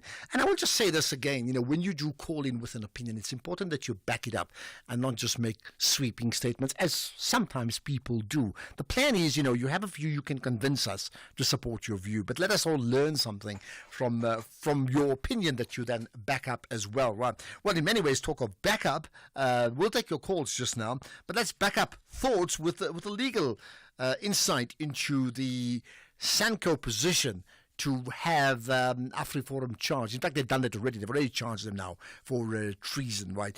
Let's get the thoughts of Ntabiseng Dubazana, who's a legal analyst from Dubazana Attorneys. Ntabiseng, appreciate you connecting to us here on the National Pulse. Good afternoon, and thank you so much for having me. Thank you. So, Simon, I take it you know the background story of it all, right? All we want is a very quick legal consultation with you on air. No, Right. I understand fully. All right, so go for it. Do they have a case? Actually, when we look at the crime of treason itself, the crime of treason is a common law crime in our law. So it's basically sort of like it should be common knowledge that you as a South African have allegiance to the country. And therefore, if you do anything that basically tarnishes the name of the country, the reputation of the country, trying to overthrow the government, coercing the government by violence into any action or inaction, violating or threatening or endangering the existence, independence or security of the Republic, then you can be charged with treason, or what is now known as high treason these days. Mm-hmm. So now, with that as a background, we look at what has been relayed to other nations in terms of, for example, the Bella Bill, in terms of the extradition bill, and all of these things, in that it is presumably an incitement wherein the white minority are going to be deprived of their land in a very violent and unconstitutional way. That is basically, in essence, what we have at least received as information thus far that is going out there. So now that, in my humble opinion, would be in terms of subsection C of the definition of treason, which is violating, threatening or endangering the existence or independence or security of the Republic. Because what we've heard is that the AfriForum are requesting the USA to come and intervene into South Africa's basically lawmaking, how they're choosing to run their own government. So that is already dealing with the independence of the country itself and endangering its existence. Because if South Africa doesn't conform to what the USA wants, what will then be the alternative alternative to that, are we going to be subject to some kind of violence? Are we going to be subject to more sanctions, etc., etc.? So these are the things that would fall within the ambit of what treason is. And the million-dollar question is, do they have a case? Let's say Sanko, do they have a case to be able to, one thing is expressing an opinion, but to nail it down to an actual conviction? So at this stage, we are only, at least from where we stand, because we don't have the contents of the docket, what it is that they would have put within the docket when they went to go open the criminal case. So if we're just working on the information that we have from the media, we can say that there might be a prima facie case against AfriForum, in that it seems that the information that is being fed out there to the US or whoever else is willing to listen to them seems to be inaccurate, as the act says this and they are seeing that, for example. And also over and above that, remember, the Constitution is above every other law. So if indeed the Extradition Act is going against the Constitution and all the rights that are entrenched within that, the first point of departure ought to have been to take the act itself to the Constitutional Court, to challenge it, to say, listen, according to the act, this and this and this and this is happening, or it's going to happen rather, and therefore we say it's against the Constitution based on whatever section that they will choose to rely upon. Only if the court system now goes against them in every sphere up until the Constitutional Court would they probably, and not very likely, but probably have a leg to stand on to say South Africa is a signatory to the UN, South Africa is a signatory to the ICJ, for example, and here we are saying, I beg your pardon, that South African government is going against the basic human rights, and therefore the UN come and step in, the ICJ come and step in. And right now there is no basis for AfriForum to have gone where they have gone, and therefore based on that, I believe we have a prima facie case. Okay, so that last point is important, because there's no basis. There's been a lot of wild allegations made, which can't be proved, and including, they mentioned about 100 plus racist laws where many other countries have redress, including the USA. By the way, the Oscar Awards have got one of the categories that's got redress allowed in that, in terms of diversity. So it's not an uncommon thing that South Africa does, right? But all of that then has to be squared off against, and we know this is not the trial right now, right? It has to be squared off against AfriForum's comments, besides the amount of what they call racist laws on their statutes. South Africa or Ramaphosa allowing, kill the boer, kill the farmer, that sort of chant to be left unchecked. When one squares off one against the other, can they argue that South Africa's created a climate for, let's call it, anti-Afrikaner, anti-Afrikanism in terms of our culture? So if we're going to base on that chant that you just made reference to, I do believe there was a court ruling with regard to that it was deemed not to be hate speech, considering where it came from. So that on its own, at least there's a basis, at least with that particular one, there's a basis that says that it is not anti-anyone. So with that alone, I think if we're going to compare one evil versus another, we're going to play in a very dangerous ground. And the reason I'm saying this is because if we're going to look into the 30 plus years of the democratic South Africa versus what has been happening, and versus the people who still surviving the acts of that, could we say that the climate was ever cleared? In the sense that we still having case after case in the Human Rights Commission, wherein people are being taken for example, the Vicky Momberg kind of situation, stuff like that. So I playing that one, I think, would be a very dangerous game for the law to try and go into that sphere. Rather let the law deal with it case by case, because if we're going to do a blanket approach in terms of this is how it's going to be, I fear that the underlying grumbling of a lot of anger of the South African citizens may end up spilling over so badly that we find ourselves in a situation where an unnecessary fight or war, if you have, if you may say that, may occur. So I would have preferred, if the AfriForum had issues with all these acts, then they start where the laws in our country says. Start with the courts, challenge it. Because remember, treason doesn't say you are not allowed to speak against the government if you have an opinion. Yeah. So let them have their opinion. Let them have their day in court. Let them fight it out in there. And if the system ends up saying they are wrong, like I said, there's still other forums which South Africa is a part of that they can go and approach. They have jumped 10,000 steps ahead. And then if the things were to be done in accordance with our law, at least, they would be turned back to say, go back and start again. And of course, they're going to a foreign country, not, as you said, the ICJ. And the difference of that between what others have said, hey, South Africa, you've done the same thing against apartheid. South Africa at that stage was not a democracy, and let's be very clear about it. So their options were far less. Well, I'll tell you what, it's been very, very enlightening. Intabiseng Dubazana, thank you for your time. Commenting on whether there's a case for treason against AfriForum. Thanks for that, right? We'll have a podcast of that coming up pretty soon. Let's get the news headlines. Here's Daneo. Thank you, Ashraf. A very good afternoon. Let's take a look at the headlines at 4:30. The Hawks have confirmed that 4 dockets of high treason are being investigated relating to organizations accused of spreading misinformation in the United States on South Africa's Expropriation Act.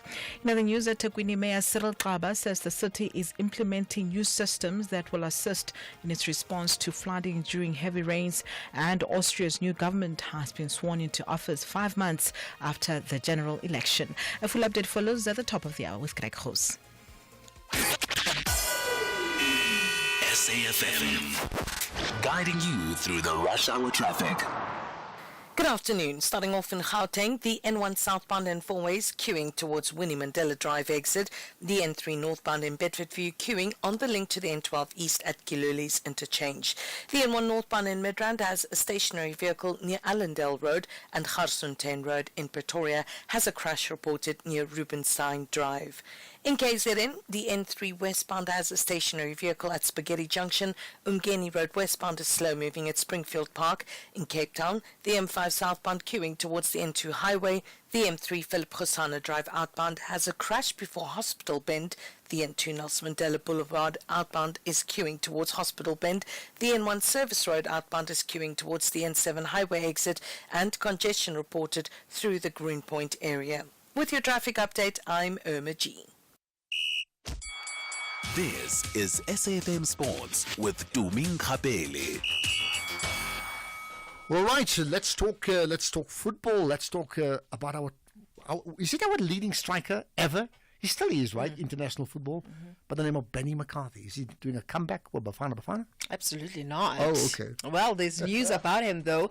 South Africa's Benny McCarthy says that the transparency of the Kenya Football Federation was what convinced him to take the Kenya job. McCarthy was officially unveiled as the new Harambee Stars head coach today, and he'll be with the national side until the AFCON 2027. The 47-year-old says that his vision is seeing Kenya host successful CHAN and AFCON tournaments as not only participants but also contenders. Still staying with football, Mamelodi Sundowns coach Miguel Cardoso says that talisman Lucas Ribeiro will need to be managed better to sustain the level that has him in pole position to be crowned the footballer of the year. The Brazilian international has played 32 matches, 15 goals and 10 assists in all competitions, and he just scored his 12th goal of the Betway Premiership campaign on Saturday when Downs beat Kaizer Chiefs 1-0 at Lucas Moripe Stadium.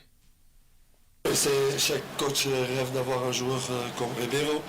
C'est de cette nature de joueur étranger que. It's true that it's a player that every coach would dream to have in his team, because he's a difference maker, and it's good for the league as well to have those kind of foreign players, because it allows the league as well to be more attractive to sponsors, to people watching, and beside even to being a very good player, he's a very good human being, and there is nothing. Humainement, une personne extraordinaire. Human being, very very nice human being, and there is not a lot of things that add. Well, that was Kaizer Chiefs coach Nasruddin Nabi talking about Ribeiro, saying that there's no match for him in the league. Now, let's see if we can play Miguel Cardoso. You put it two standards on the table different, huh? Because one thing is play in Europe, another thing is go on national team of Brazil. Lucas is no doubt a quality player, no doubt. But he's a player that also needs freshness. I think that he's a player that is very explosive, and to be explosive you need freshness. And he's trying to cope with the effort that he's been doing in the best way. We are trying to let him be to recover as much as possible between matches, but it has been very tough for him because explosive players are the ones that suffer more from fatigue, and he lives from these explosive actions.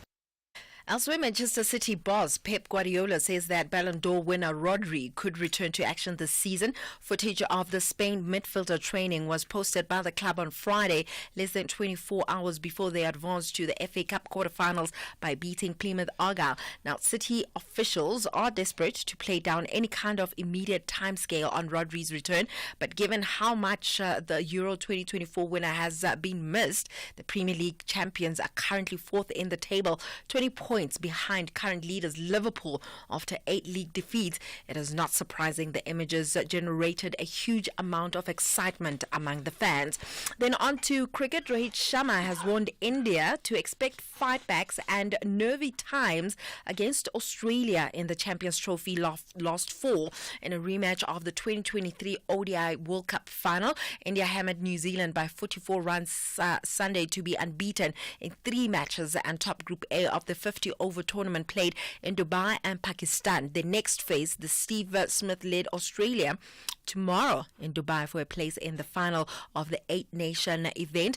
Australia beat Ashes rivals England by 5 wickets in their opening match, but their next 2 games were abandoned because of rain. And finally, in tennis, Stefanos Tsitsipas went nearly a year without a trophy before immediately reaping the rewards of changing his equipment as he won the Dubai Champions crown on Saturday while playing with a new mystery racket. Now, the 26-year-old's first tour title since Monte Carlo last April ended his long drought in ATP 500 tournaments, and it got him back into the top 10 of the world rankings for the first time since May. On that note, it's a wrap from my side for now. I'll have more in the next hour. Okay, perfect. What do you think about Benny McCarthy as the? I mean, we've touched on it before, but now he's officially the coach. How well will he? How well? I mean, what's his track record as a coach? Let's put it that way. As a head coach, yeah. Yeah, I think you know what? For me, I see him doing well for this national side because obviously they haven't been doing well generally. So it starts off at a lower base. So him coming in, but I mean, he was a Amazulu head coach at one stage, and obviously he wasn't really at his best there in terms of winning a lot of cups, but for the national team I think he can somehow contribute one way or the other, especially with the experience that he got from Man United somehow, even though he was not the head coach there. He was the strikers coach. He was the strikers coach, which was the best era for Marcus Rashford, by the way, just so that we know that. Anyway, all right, let's see what happens. I mean, you're quite right. I think coaching a club and coaching a national team are two very, very different animals, isn't it? And for him, he says the fact that they're very transparent in terms of how bad things are there, he knows what he's working with. So maybe that's a bit like, what's his name? Ruben Amorim's. Like, he came to Man United knowing that they're a mess. Yeah. And even if they mess the whole year, they can only go up after. We think so, right? So that in case he's okay. It's not happening. But what I'm saying from a Benny McCarthy point of view, then he's okay. Starting low base, disaster. See. It's not like they're the best team where it's World Cup or fired. It's not going to be the case. All right, let's see what happens. Benny McCarthy, coach of the Kenyan national football team. Here, there, and everywhere. SAFM 104.4 FM in Durban. Andile, the CEO of a multinational corporation, is driving home with his daughter. Dad, why is the tooth fairy so stingy? Stingy? Well, she makes sure everyone gets something. Does everyone at your company get something? Yes, they're covered by Old Mutual Corporate's employee benefits. Even Abdul. Of course, he gets retirement benefits. And Sisampo on that big machine. She gets group risk cover if that big machine hurts her. Wow, that's amazing, Dad. Visit oldmutual.co.za/employee benefits and go from questions to solutions for your employees with Old Mutual Corporate. Old Mutual Life Assurance Company SA Limited is a licensed FSP and life insurer. T's and C's apply. This is a story of Vodacom's impact. We didn't know how to plant. So now I'm very happy because I know how to start the garden now. Even the parents, they're so happy. And they know their children, they will learn. This is why we do it. We are creating sustainable learning environments by planting food gardens and installing water tanks across our 8 green ECD centers. That's why we're the #1 CSI contributor for 8 years running. See more at now.vodacom.coza. Further together, Vodacom. Bafana Bafana are taking on Lesotho at the new Peter Mokaba Stadium on the 21st of March 2025 at 6 p.m. for the FIFA World Cup 2026 qualifier. Come early, dress to commemorate Human Rights Day and support Bafana Bafana for a chance to win prizes from our host, Limpopo Government and Polokwane Municipality. Gates open at 3 p.m. and tickets start from 70 Rand for adults with special rates available at 40 Rand for children under 12 at all Ticket Pro outlets. If you can't make it to Polokwane, catch the game live on SABC2 at 6 p.m. or visit sabcsport.com. For more details, visit safa.net and Bafana Bafana on X and TikTok. Economic news on SAFM. Facts and figures you can count on. Right, let's get those numbers with Makwe Masilela, Chief Investment Officer at Makwe Fund Managers. Makwe, good to connect with you as always. We've got local and international news coming up next, but let's start with results from the JSE. Yes, this is the annual results of the JSE as a company itself. Afternoon to you and to your listeners. The guys benefited from positive market sentiment following the formation of the GNU, and non-trading income is up 7.5%, and now it contributes 37.8% of operating income, and that's good indication of revenue diversification. And performance was underpinned by robust operational processes and uptime of 99.97% across all their systems. The guys remain very cash generative. Revenue up 5.6%, profits as headline earnings per share up 9.6%, beef dividends also up 5.6%.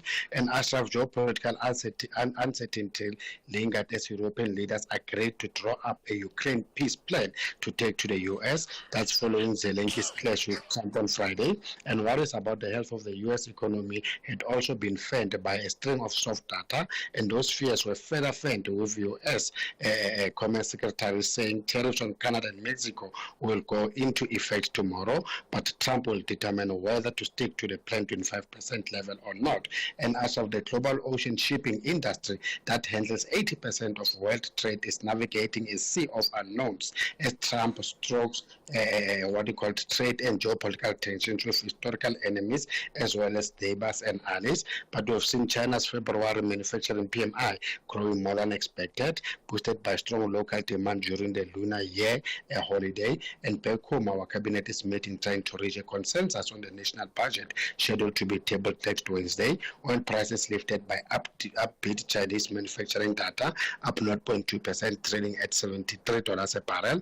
Yellow metal boosted by a weaker dollar and safe haven demand, and we see gold is up 0.6% at $2,874. Platinum up 2.4% at $963. Stocks are starting the month of March with a bang, with the JSE up 2.2%, led by our resources, which are up 6%, and the rand firmed 0.2% against the US dollars 1861, 2360 against the pound, and 1952 against the euro. All right, lots to reflect on there. Thanks for that, Makwe Masilela. We'll do it again tomorrow.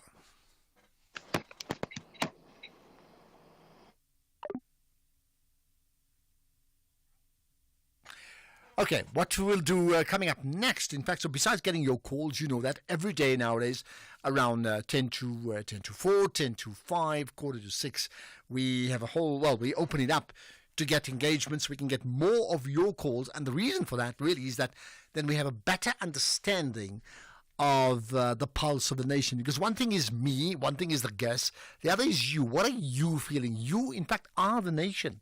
So more opportunities for that. So now here's one that's very interesting. We'll chat about the Not USA, but USA campaign next. X at SAFM Radio and at Ashraf Garda.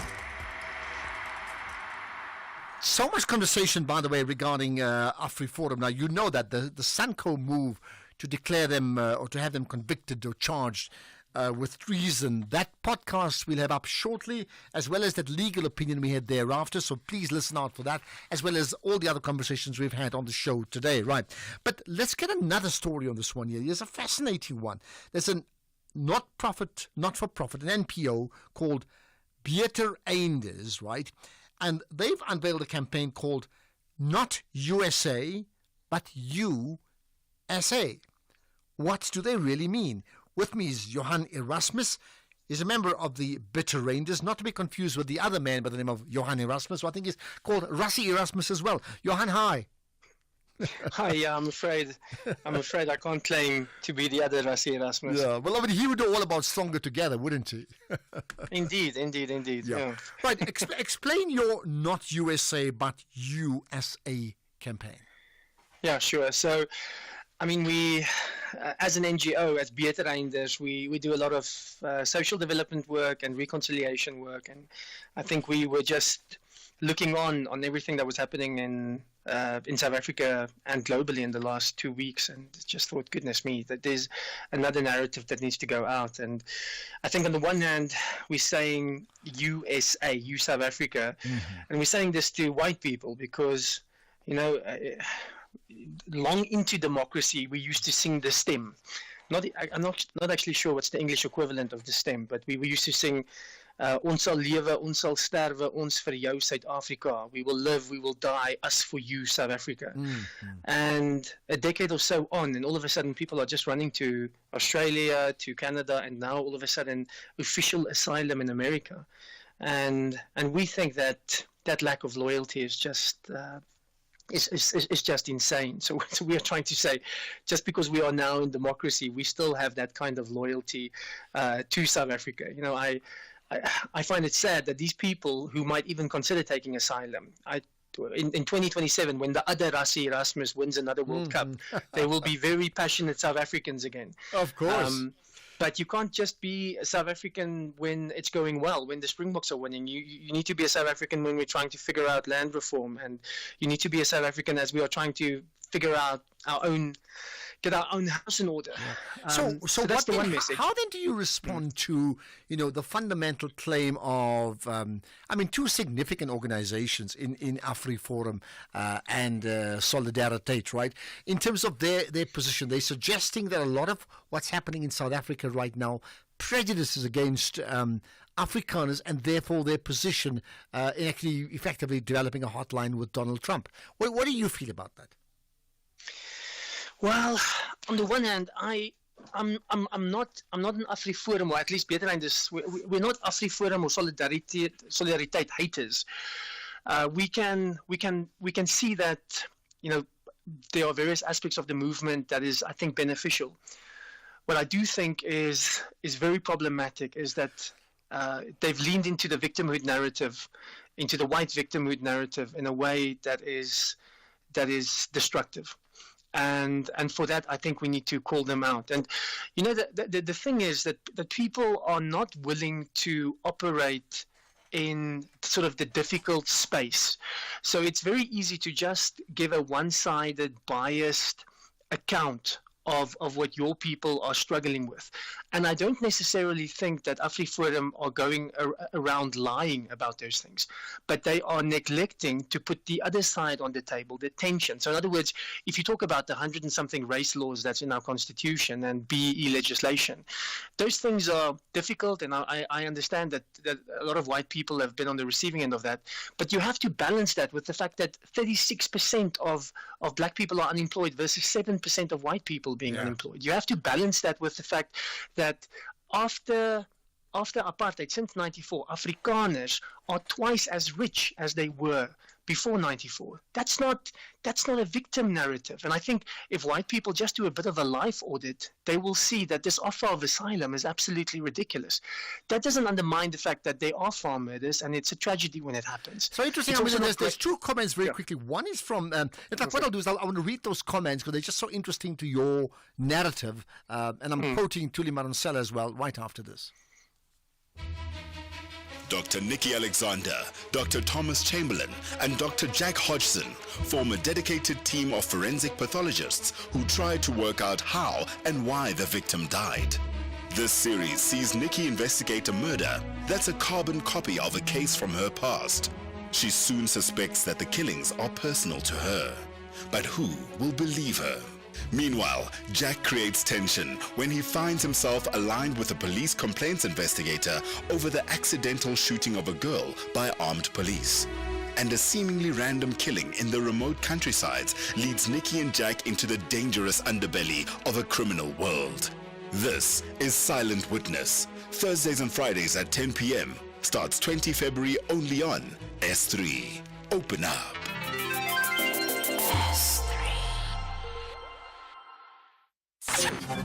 Whether we are at the workplace, within communities, at school, or with our friends and family, we all need to demonstrate the kind of responsibility that we would like to see in our country's future. SAFM commemorates Human Rights Month. Across South Africa, online and on radio. SAFM, let's talk. You're listening to the National Pulse on SAFM. SAFM. Okay, wrapping up the conversation with Johan Erasmus, the member of the Beter Einders, who's suggesting that Afrikaners are not victims, but he's supportive of a campaign that they've put together called Not USA, but USA, right? So, Johan, here, two things that I just wanted to mention to you. I read a piece from Louise van Rijn yesterday in the Sunday Times, and she's saying, we need a new Afrikaner story. That's one, right? And then we've had Professor Thuli Madonsela, who also, I think, was interviewed on various television channels over the weekend, right? And she's suggesting that Afrikaners need to understand, they need to move away from this victim mentality or this privileged mentality they had before, and just accepting everything has to go their way. What are your thoughts on that? Well, so on the victimhood mentality, let me say this, and this might be a polarizing comment, but most white people, including this white person speaking to you, was annoyed when various groupings over the last few years were playing various aspects of the victim card. Whether it's black people, whether it's women, whether it's people on the LGBTQIA spectrum.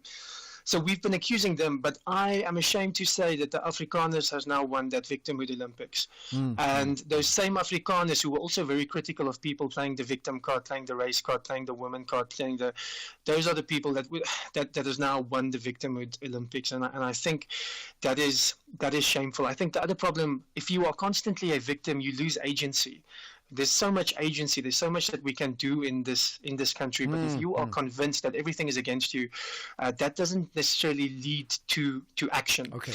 So and it's just not in line with reality. I'm afraid. Okay. Here's a last comment from you, and maybe you just tell me where you go next with bringing Afrikaners together as part of a greater South Africa. To just quote Prof. Madonsela correctly here, she's saying, I think AfriForum is struggling with the reality of being ordinary. Right. Now, just here's the last comment to you, right? In the light of your organization and your campaign, what do you want to do and what do you think can be achieved amongst all Afrikaners as part of a South Africa that we all want to live in? Yeah, look, I think on the one hand, we need to show black South Africans, and that's also part of our campaign. We're not just talking to white people and saying we're staying here. We're also telling black South Africans that for a long time I've been offended when when my Africanness is being questioned. So I'm just a settler of a different kind. You know the rhetoric from different parts. But I'm afraid we're not doing ourselves any favors if we are running to America and we are jumping at the opportunity of asylum and we are on this school ground and we are trying to sort out our own fight, and then we run to the teacher and this teacher happens to be Trump to sort of intervene. I don't think we're doing our Africanness any favors when we are doing that. I think what white South Africans need to do is, I don't think our solutions are going to be in a White House or the White House. The white South Africans must leave their white houses and we must go to black houses and we must have conversations. We must sort this thing out together. The fact of the matter is a white lobby group or an Afrikaans lobby group is not going to sort out South Africa. Our solutions are going to have to be multiracial. And that means that we're not always going to be able to lead in this case. We're going to have to defer at points. Yeah, good point. And okay, that's so just a final point, therefore, is your NPO for Afrikaners only or for anybody? It's got an Afrikaans name. No, it's an Afrikaans name, and we are being deliberate and deliberately ambiguous with that term because it's actually quite a politically loaded term. But no, it is definitely for everyone. It is, however, a door for Afrikaners to come through that door into a new South Africa. So on the one hand, we are encouraging Afrikaners and we're taking our Afrikaner friends to townships, to soccer games and trying to create those relationships. But it's ultimately an organization for the whole South Africa. It's definitely a nation-building organization. I tell you what, if you get that right, you get South Africa right. So there's lots to... I think we'll have more conversations down the line. Johan Erasmus, the member of the Beter Einders, and I think effectively saying we're stronger together. And I'm saying that deliberately because his name is Johan Erasmus, and the other Johan Erasmus is the coach of the Springbok Rugby World Cup winning team twice over. Thanks for your time. Let's get comment right after this. Let's have the conversation. WhatsApp voice notes on 0614 104 107.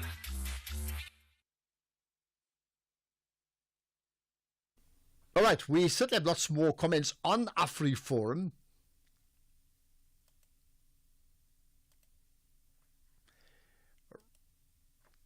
Okay, we're just having I just can't connect with that. We'll try and sort that out. Let's see if we can play it from the other side. Let me just tell you, that conversation with Johan Erasmus from the Beter Einders, does that resonate with you, okay? In terms of Afrikaners must find a new way of understanding their role in South Africa. They mustn't run to the White House. They must run to the Black House. Does that resonate with you? Here's some further comments on AfriForum. Good afternoon, Ashraf. What AfriForum is doing is so sad because it's like they're spitting in the grave of Nelson Mandela, who was an advocate for non-racial, non-sexist or South Africa, where everyone is equal, where everyone is looked at without looking at their race and all that stuff. So now they're just using the race now to scapegoat whatever is happening in this country. We know we have some serious problem in the country, but what they are doing is tantamount to treason. Good day, Sanko and the other parties never went to go lay charges against the state capturers and the looters that have been looting this country for 30 years. Be real, man. Hi, Ashraf and your team and lovely South Africans. It's Eddie from Ordinary Stress. I hope we'll get the link for the support for the petition, because I'll be the one doing it right now. We can't be undermined as a country by what AfriForum did. South Africa is known by how it resolves its issues. So I think that was the best way to do, not what they did. You know, what they did is so serious. I was thinking we will really take them on, and I'm happy that the Civic is taking the matter up. Thank you very much.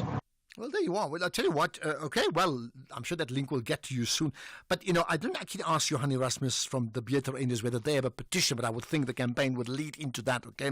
So, that could be true. There's the petition against AfriForum, but there's the petition by Afrikaners predominantly, not just exclusively, to actually build their Afrikaner community within South Africa, very intentionally so. Would you sign that petition too, right? Let's get the news. It's 5 o'clock. Here's Greg House.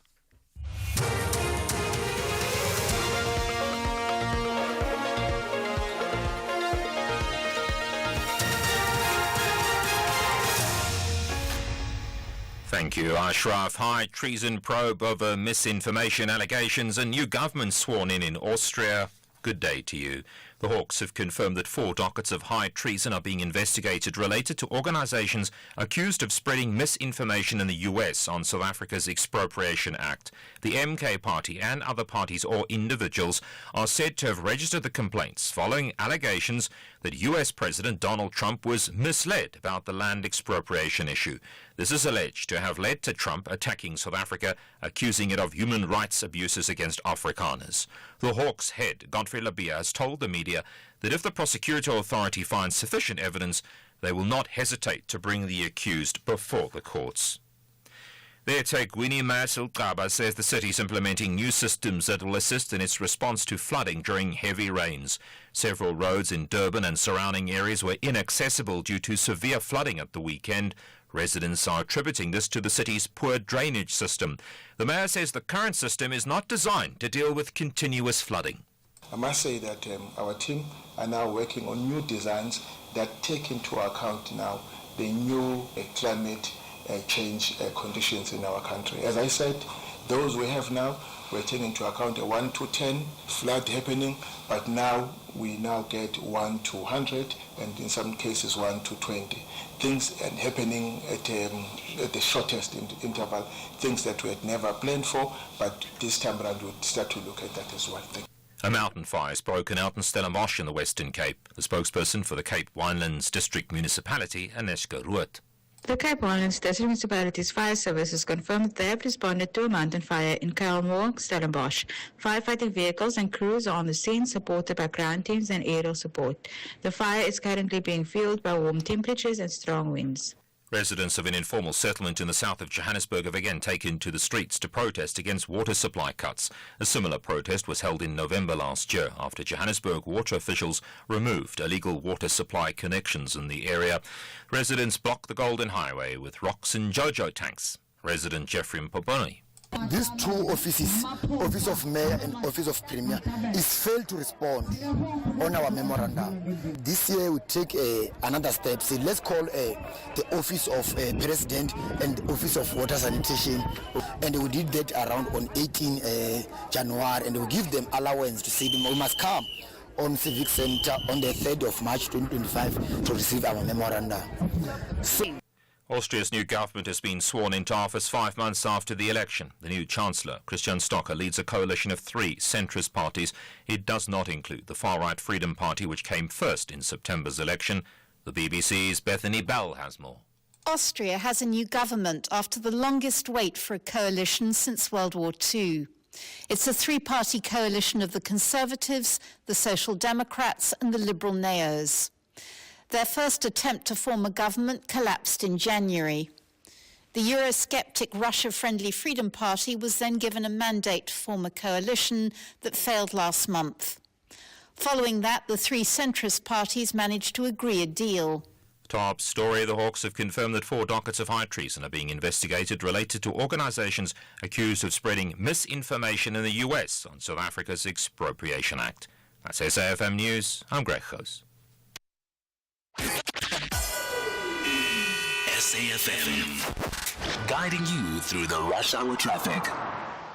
Good afternoon. Starting off in Gauteng, the M1 southbound queuing through Crown Interchange towards Boysons.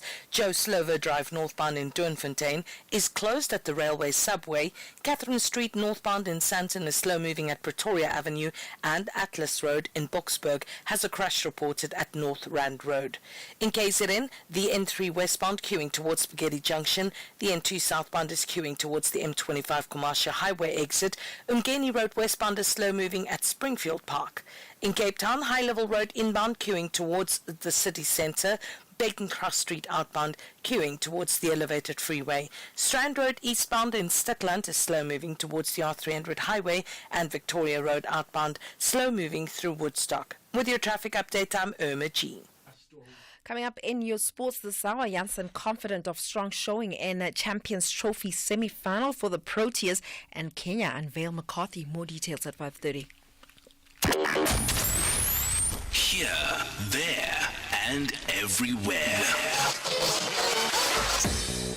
SAFM 105 FM in Mokopane.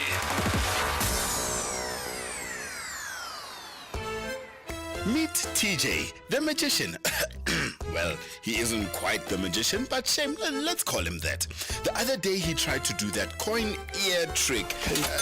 Poor Owami is still in the hospital with a 5 rand coin stuck in his ear. He tried getting his pit bull, Mufasa, to levitate.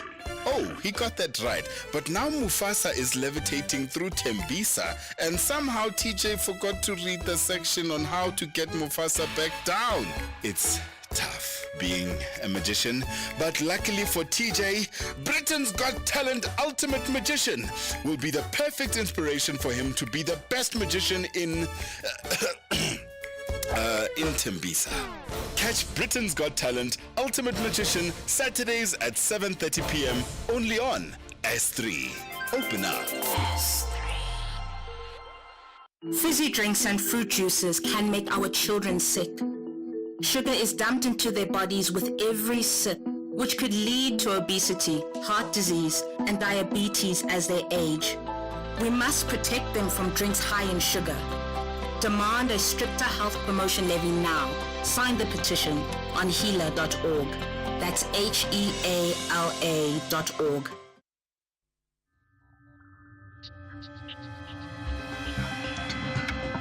The National Pulse with Ashraf Garda on SAFM. You're listening to the National Pulse. Weekdays, 3 to 6 p.m.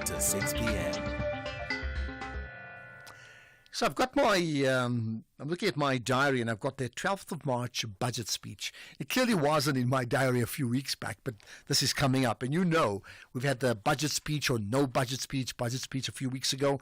And in between all that time, the government effectively has to strike a deal so that whatever is proposed will be accepted, A, within the party that's got the most votes, not the majority party, the ANC, and then within their partners, I would think, within the GNU, that effectively at that stage supported a postponement of the budget speech being delivered a few weeks back. So the question between then and now, what is going to happen next? There's been lots of conversations about some sort of horse trading taking place.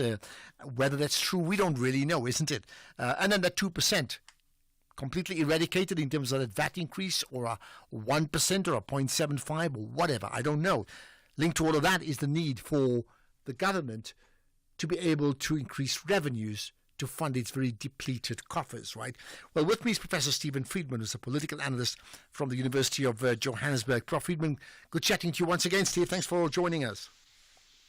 Good afternoon, Ashraf. Thank you. Right. So let's get to the first things first. Between what happened then and what needs to happen now on the 12th of March, what for you is the most fundamental thing you'd be looking for? Well, they have to reach agreement. I'm sure they will reach agreement. I mean, essentially, you know, as I never tire of pointing out to people, this is not a government of national unity. Yeah. It's a coalition in which two parties matter at the national level. The ANC and the DA, because between them they have 60% of the vote, and you can't really pass anything unless the two of them are prepared to agree to it. And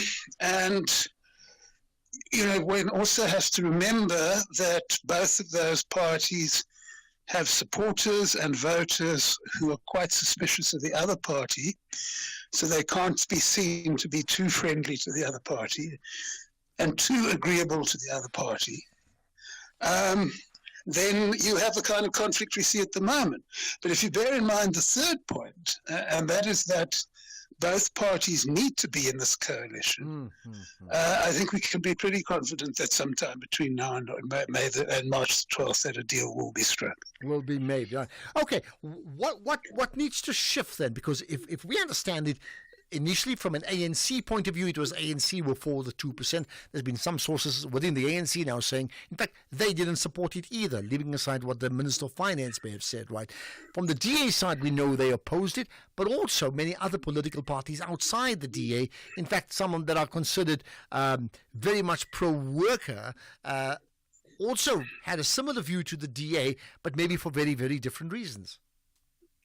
Yes, that's broadly correct. But there's another factor in this which I think needs to be mentioned. Okay, so the first reason it happened in the first place is that the two parties need each other. They need to stay in government with each other, but they haven't actually worked out ways of dealing with their differences. And we see this, for example, when ministers and deputy ministers disagree with each other in public. So they haven't worked that out. And so the budget really was an accident waiting to happen, because if you don't work those sorts of details out, then you land up clashing with each other on quite important issues.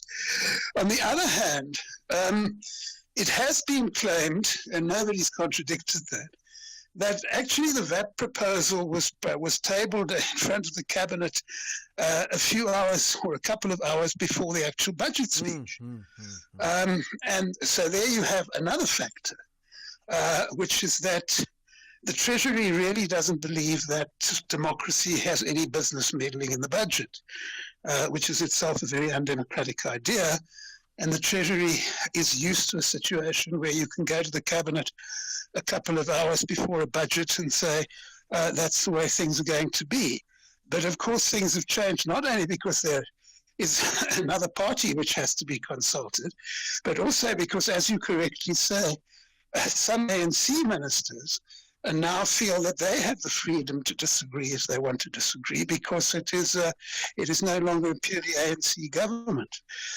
So, it's a mixture of problems in the coalition government, but also the fact that, the Treasury has really got into a mode of thinking in which it believes that the politicians we elect really don't matter when it has to pass the budget. Okay. Well, I mean, your point is so interesting, because maybe that has been the norm of the Treasury. We don't quite know, because there's only been one party that's been running the country. So they need to be reminded that this time it is different, isn't it? But then leads me on to the other part that you mentioned before, that is that at some stage, no matter what's been argued about publicly, those two parties, the ANC and the DA, will have to agree. Do you have a sense of what would be an agreement that would hold between those two parties? If we look at the two now, which is 2% and no 2% right now. It's very difficult to speculate on that. I think you can be pretty sure there's not going to be a 2% VAT increase, because it would look very strange to hold up the whole budget process because Treasury wants a 2% VAT increase, and then go back and say, well, okay, that's what we're going to do. So I assume that it will be something else. The DA's position, of course, is that it should come from cutting expenditure rather than raising taxes. But that is problematic for many people, because although the DA says they only want to cut down on waste, people are concerned that that might mean cutting spending on teachers and nurses and doctors and social services. So, somewhere between that, you have to come with a compromise of sorts. And, it may be some other form of levy or something other than VAT. But it really doesn't strike me as the kind of dispute which is going to bring down a government. Okay. Well, interesting you brought up the issue of a levy, because that would be, again, okay, don't charge the 2 percentage point increase on VAT, appease the nation, but tax them anyway in another roundabout, more palatable way. That seems like the most likely thing that will happen. Do you see any opposition to that? Well, they obviously have to work out. Yes, there will be opposition to that. There are people who feel, there's always a range of views on this issue. There are some people who feel that it's not okay to raise any tax ever. There are some people who feel that instead of introducing a VAT increase, they should tax the rich a lot more. So there are a variety of views on this, and you can be absolutely sure in the business of confidence predictions that whatever is agreed between the two parties will be something which will make quite a lot of people unhappy. But that's what politics is all about. Anybody who tries to please all the people all the time lands up pleasing no one. I think we may be looking at a situation where you will see tax increases dressed up as something else, and that may be one way in which they can reach a compromise. Let's stay with the issue of the wealth tax. Many people have spoken about it, who say, we can't believe that the government hasn't addressed it on that basis, charging or implementing a wealth tax so that they can pay for it, because that would be a form of equalizing this imbalance in our society. How practical is that?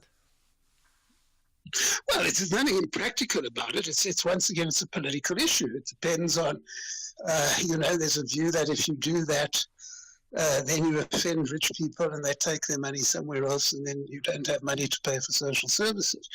The other view says that really, the amount of money which would be entailed really doesn't make too much difference to people's pockets. I think there's a lot of, the problem, Ashraf, is that we live in a society in which any attempt to make rich people pay for anything is sort of denounced as anti-growth and anti-market and anti-business, etc. And a lot of this just isn't terribly rational, quite frankly, because, if you consider what people's at the top incomes are, and you consider what a tiny fraction of that would be required to make up the shortfall, it's really not going to change anybody's lifestyle, quite frankly. Nobody at the top is going to be inconvenienced in the slightest. But unfortunately, we have this, and sections of the media sort of play this up, anything of that sort, is a bunch of Marxists trying to destroy people who've earned their wealth. And until that changes, it's very difficult to move, because any kind of attempt to raise a wealth tax, or whatever the case may be, just gets met with this wall of opposition, and then it never happens. Yeah. Now, just lastly, the issue of, cutting out corruption, I think that's an obvious thing as a way to save money. We know that already. We don't have to even repeat it. The other one is cutting out the fat in terms of government over expenditure would also be something that is pretty obvious, but can't be done in one day. We know that, right? On the other hand, and I've had many chats, Stephen, in the last few weeks with various government ministers, and the bottom line in terms of their plea for non-service delivery in their department across the board has been just one thing: we don't have the money. So somehow government has to be able to find the money, otherwise service delivery, and you mentioned the teachers and the nurses as well, will be even further compromised than what it is. Oh, absolutely. Look, there is no doubt that government is short of money. And there's equally no doubt that the easiest and most convenient way of raising the money that the government needs would be to tax those people, who can afford to be taxed. But as I've explained, that's difficult. And a lot of mythology comes along. We continually hear this term bloated public service, etc. Compared to comparable countries, our public service is actually smaller than comparative countries, not bigger. This idea that there are masses of kind of people goofing off at the taxpayer's expense just isn't true. But because it's what people want to believe, it's because it's what circulates at cocktail parties and on digital media, that becomes the truth. And so, the truth which people manufacture then makes it impossible for the country to actually provide the services that it needs to provide to citizens. So, we really need to look very carefully at our economic debate and how much of it is based on reality and how much of it is just based on ideology. All right, so to end with just a short answer, considering you talked about the bloated public services, got me thinking, Action SA today announced a series of proposals, including a bill that, if passed into law, will see the complete scrapping of deputy ministers as a way of saving massive amounts of money. Your thoughts on that? Well, it probably wouldn't.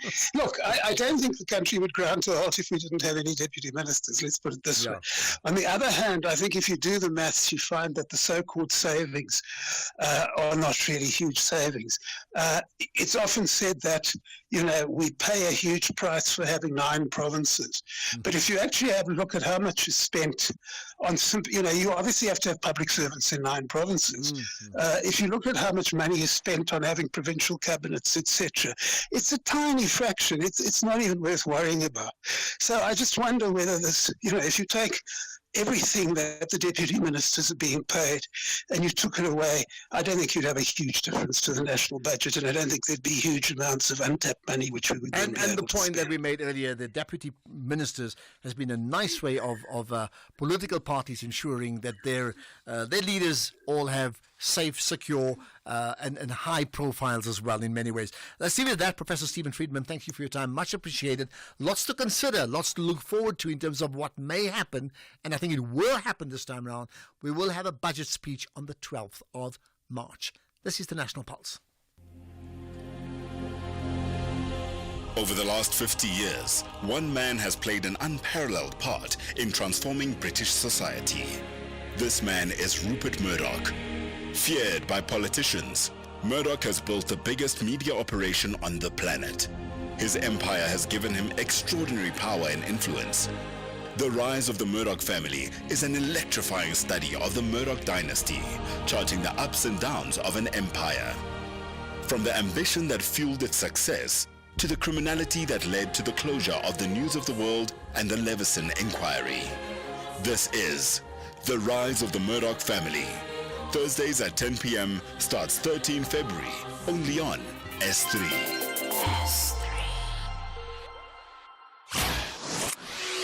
SAFM. Prime time all day long. You're listening to the National Pulse on SAFM. SAFM.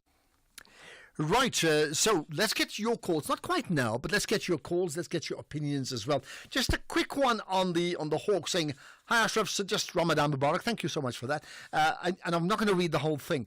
The Hawks, and consequently the state, cannot and would never successfully prosecute a case of high treason against AfriForum, a mere civil rights organization primarily advocating for minority rights through legal channels. The case will collapse on day one or might turn out into a lengthy, politically charged trial that will embarrass the prosecuting authorities. I'm afraid I can't read the whole thing, but I got a gist of what you're saying. Feel free to tweet it out, by the way. I'll gladly share that if you tweet, just tag SAFM Radio and myself. Still staying with the law, one of the most anticipated trials in the Western Cape finally began today.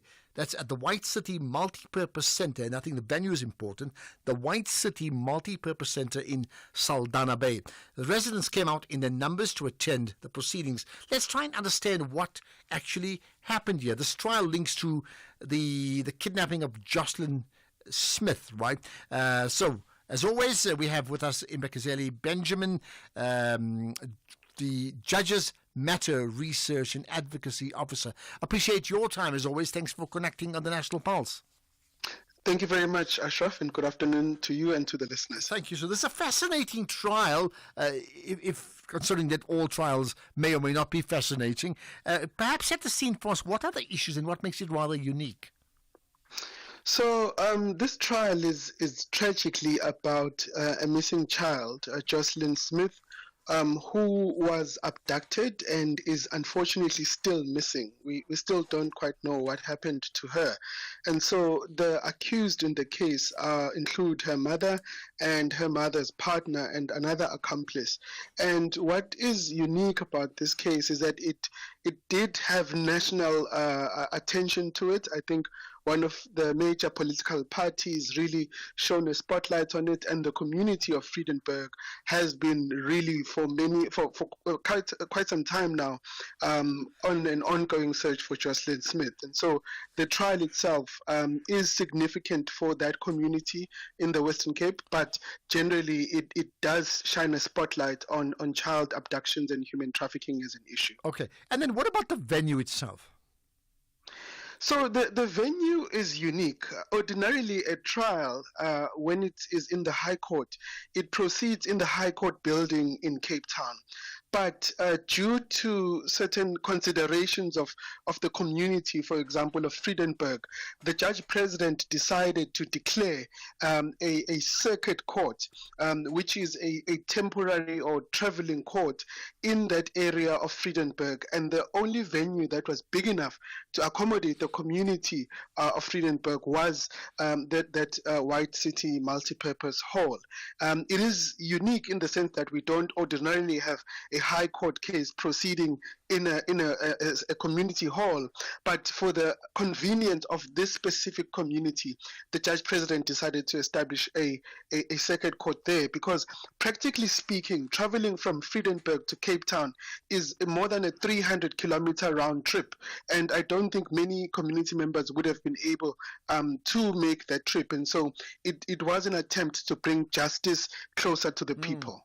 So, I mean, that's so interesting. I mean, normally emotion should never get into the way of justice, doing what justice needs to be done, right? But the fact that this is not just in a community, but within the community, and I would think, considering that kidnapped child sadly has not yet been found, never mind, and there's been denials from the parents as well. Do you find that the community activism around the court may be even further heightened compared to what we used to at other court cases? Look, Ashraf, one of the overriding principles of our justice system is that justice must be done, but it must also be seen to be done. So the courts by default are open to everyone. There's a principle of open justice. You can walk in to almost any court case in South Africa, and as a member of the public, you can sit and observe proceedings. So having the community eyes on court cases is a vital part of our justice system. And so in this particular case, because of the community uproar and how the community of Vredenburg, when the news came that this child was missing, the entire community stood up to support the family and to try and find the child. So in them seeing this trial through, it is important, and I think it was actually a good move by the judge president to declare a local circuit there in Vredenburg and to help the community be accommodated. They decided to have this in the hall. What I heard today was that there was more than 200 people present. There is no courtroom that would have accommodated 200 people. So it is good that they were able to be accommodated and they were able to see justice being done in their own community. Now we know that the parents have denied being involved in this kidnapping, right? Whereas many people have speculated that would be the case anyway. Is there anything that you picked up from today's day one hearing that you'd like to share with us? Well, look, I haven't been following it as closely as possible, and in fact, I would rather avoid commenting on the merits of it. But I think it was significant that the trial itself and the judge presiding, Judge Erasmus, did try to communicate to the community, to explain to them that, look, we are starting these proceedings late. It's because we are trying to sort out some logistical issues, and also that, yes, the venue might be uncomfortable at some point because of air conditioning and the other issues. That, I think, was an important move by the judge to try and bring the community along, for them to understand and be patient with this process. Unfortunately, all criminal trials do take some time, especially in this situation where the accused have pleaded not guilty. And so there will be witnesses that are brought by the NPA and other evidence that will be tested, including via cross-examination. And so it is important that the judge does sort of explain to the community what's going on. Of course, in all criminal trials, including this one, the community's feelings do not really determine the legal issues. So the legal will be determined by the judge assessing the evidence that is presented. So it might very well, the evidence might go either way. They might be found guilty or not guilty, and it's not because of the community's feelings. But I think it was symbolically important that the judge did make that communication to the community. You're right, and you're highlighting the independence of South Africa's judiciary. Appreciate your time, Mbekezeli Benjamin, who's an advocacy officer at the Judges Matter Research. Appreciate that really fascinating insight. By the way, so that conversation I had with the Beter Einders, right? Which is very different from the Bitter Einders, by the way, if you know your history of South Africa well. But in terms of the Beter Einders, I had a tweet from Charmaine Smith that I think is worth reading. Charmaine says, Ashraf, the interview with Johanni Rasmus from the Beter Einders had me in tears. I've been speaking about and looking for such a movement for years. Didn't know about them. I am Afrikaans. Please post the interview on the podcast so that we can share with like-minded. Well, there you are, isn't it? Stronger together. 5:30. Let's get the news headlines. Here's Greg House. Quick look at the headlines. Police have used stun grenades to disperse demonstrating residents of an informal settlement near Malaysia who blocked the Golden Highway south of Joburg. The Hawks have confirmed that 4 dockets of high treason are being investigated related to organizations accused of spreading misinformation in the US on South Africa's Expropriation Act. And a car has rammed into a crowd of people in Germany and at least 1 person has been killed. We'll have a full update on that story and other news at 6 o'clock. SAFM, guiding you through the rush hour traffic. Good afternoon. Starting off in Gauteng, Winnie Mandela Drive northbound in Hurlingham has a crash reported at Sterling Road. In Pretoria, Roger Dyson Road westbound has delays towards Voortrekker Road, Eskempashleli Drive northbound queuing towards Mabopane Highway, and Mabopane Highway westbound queuing at the Hairpin Bend. In KZN, the N2 southbound has a stationary truck after the M41 Gateway exit. The R102 southbound is queuing towards the M25 Commercial Highway. Umhlanga Rocks Drive southbound slow moving between Sunningdale and Glen Hills. And on the R74 main road, a police incident involving a cash heist reported between the N2 highway and the R102, so expect delays and diversions. In Cape Town, the N2 outbound is slow moving towards the R300 highway. The N1 outbound has heavy traffic towards Sable Road. The M5 northbound is queuing towards the N2 highway. And the N7 Jakes Hadwell Drive is slow moving towards VRT. With your traffic update, I'm Irma G. This is SAFM Sports with Tuming Kapele. Right, what are we? We're talking about other things off air, by the way. I must tell you something as a listener. You get 2 conversations here on the National Pulse. The one conversation is what you hear on air. The other conversation is when there's an ad playing sometimes and there's a news. Then we have a lot of different conversations between myself and Tumi, myself and my production team. Lots of things goes on, by the way. But anyway, let's not discuss that. What are you talking about now? We're talking all things Proteas, and bowler Marco Jansen says that he's confident that South Africa can stay focused and overcome their poor form in knockout matches ahead of their semi-final clash against New Zealand on Wednesday. South Africa chased down a target of 179 for the loss of 3 wickets in 29 overs to beat England this past weekend to make it into the last 4. Now, SA's habit of choking at the knockout stage has deprived them of an international title since they won the 1998 Champions Trophy, and now they're hoping that will change for them. In football, SA's Benny McCarthy says that the transparency of the Kenya Football Federation is what convinced him to take the Kenya job. McCarthy was officially unveiled as the new Harambee Stars head coach today, and he'll be with the national side until AFCON 2027. The 47-year-old says that his vision is seeing Kenya host successful CHAN and AFCON tournaments as not only participants but also contenders. Meanwhile, Mangoba Mngidi has returned to Golden Arrows for a 3rd stint. Arrows announced his return through the social media platforms this afternoon. Bafana Bafana are currently sitting 11th on the Betway Premiership block standings with 20 points after 16 matches.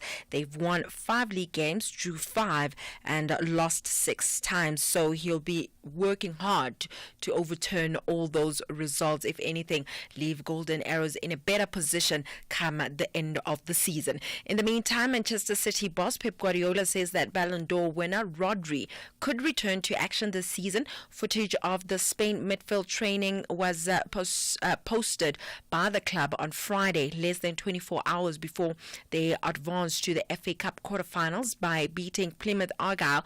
Now, City officials are desperate to play down any kind of immediate timescales on Rodri's return to action.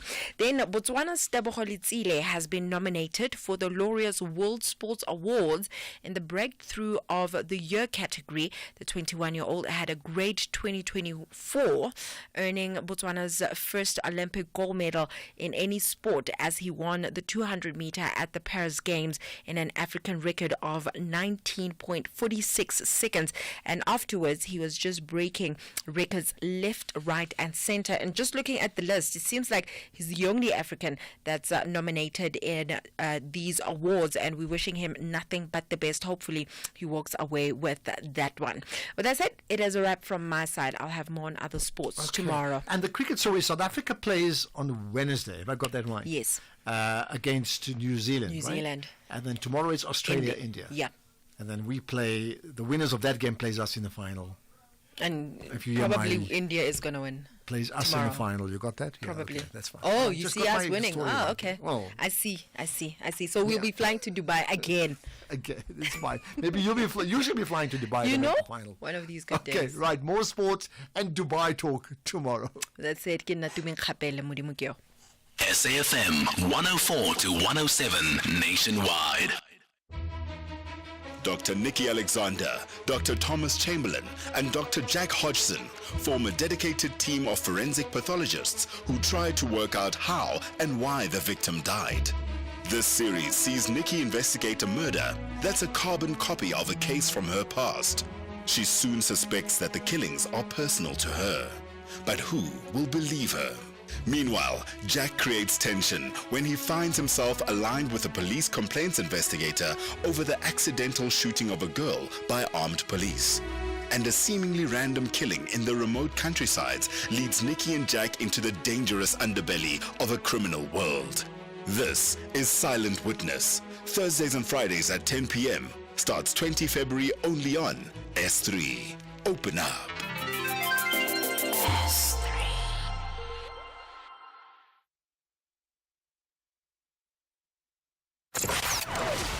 Economic news on SAFM. Facts and figures you can count on. Yeah, we are. By the way, we're talking about taxis. I did tell you earlier on that we had these crazy conversations off air. So we're talking about a 7,000 rand taxi go to Joburg to OR Tambo from a person who won some big money. He received a payout and as a result had money to go and blast away. Well, we do live in that strange world indeed, right? Okay, let's get into other money issues. Jimmy Moyaha, you of course host the SFM Market Update. What's moving markets today? Good afternoon, Ashraf. Good afternoon to the listeners.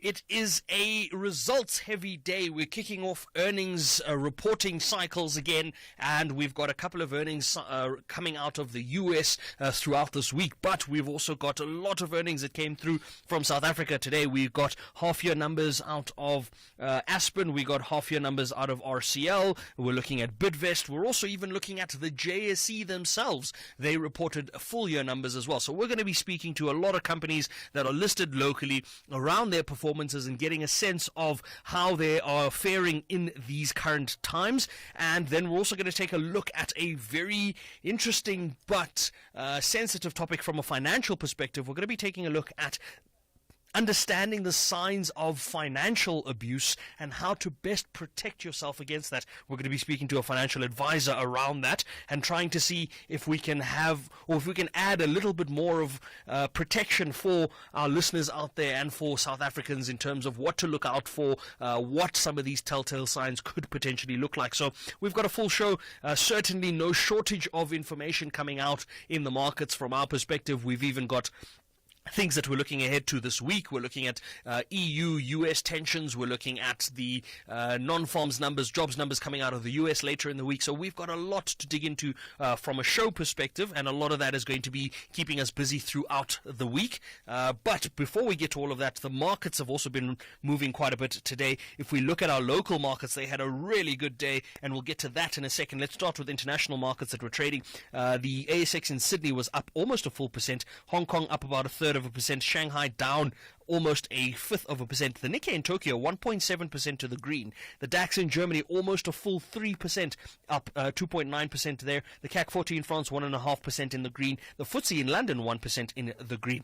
The US markets at the moment surprisingly were in the red at the start of their session, around 0.5% down in the case of the Nasdaq and about 1/3% down in the case of the S&P 500. They've obviously got the evening to trade into, but our local markets had a bolster of a day. All sectors were in the green. Financial sector stocks up 0.8%, industrials up 1.4%, and resources 5.5% to the green. The top 40 up 2%, the all share up 1.89%. If you remember on Friday when we spoke, the markets closed out the month of February, selling off quite a bit. It looks as though they've reversed pretty much all of those moves that we saw there. The rand is a bit weaker at the moment. We're not too happy about that. Bitcoin's a bit stronger, but let's quickly look at the currencies while we're here.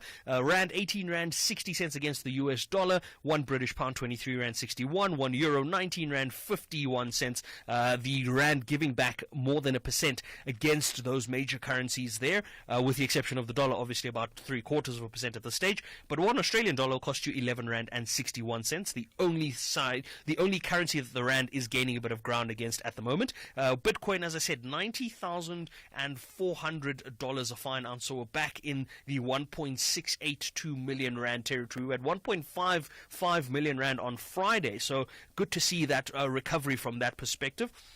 And then when we look at commodities, platinum and palladium pricing also still below $1,000 in each case, but platinum at $973, palladium at $958, looking stronger there. Brent crude, $73 a barrel. Very nice to see it below $75 a barrel there. And the gold price, $2,884 a fine ounce, down about 0.5% at this stage. So gold price hasn't gone back above 2,900, but the resource count is having a really good recovery from what we saw happen on Friday. So we're going to be keeping an eye on that going into the rest of the week to see how the markets are going to be performing and how the markets are going to be receiving some of the data points that continue to come out this week. Just a quick heads up on some of those movements today. We are looking at Aspen. We are going to be speaking to Aspen. They were one of the biggest gainers on the day, up about 11.75%.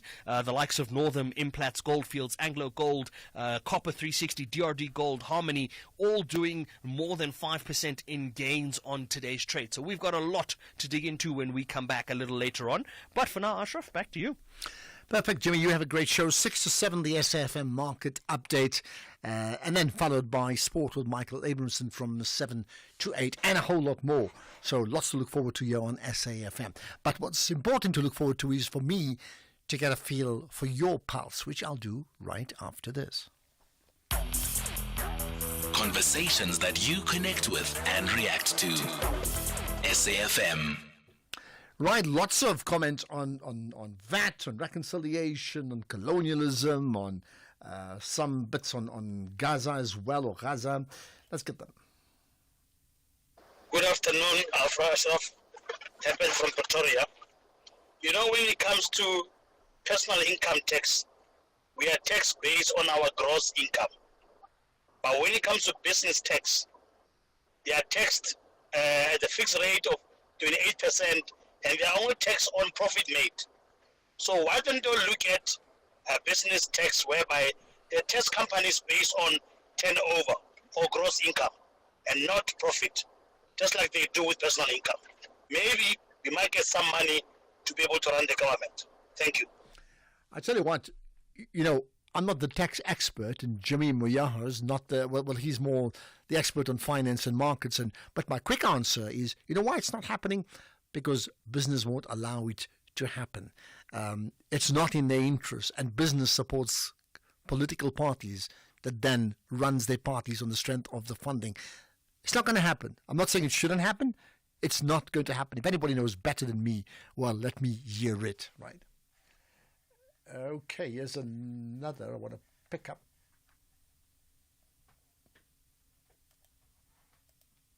Ashraf, I think the gentleman that you just spoke to,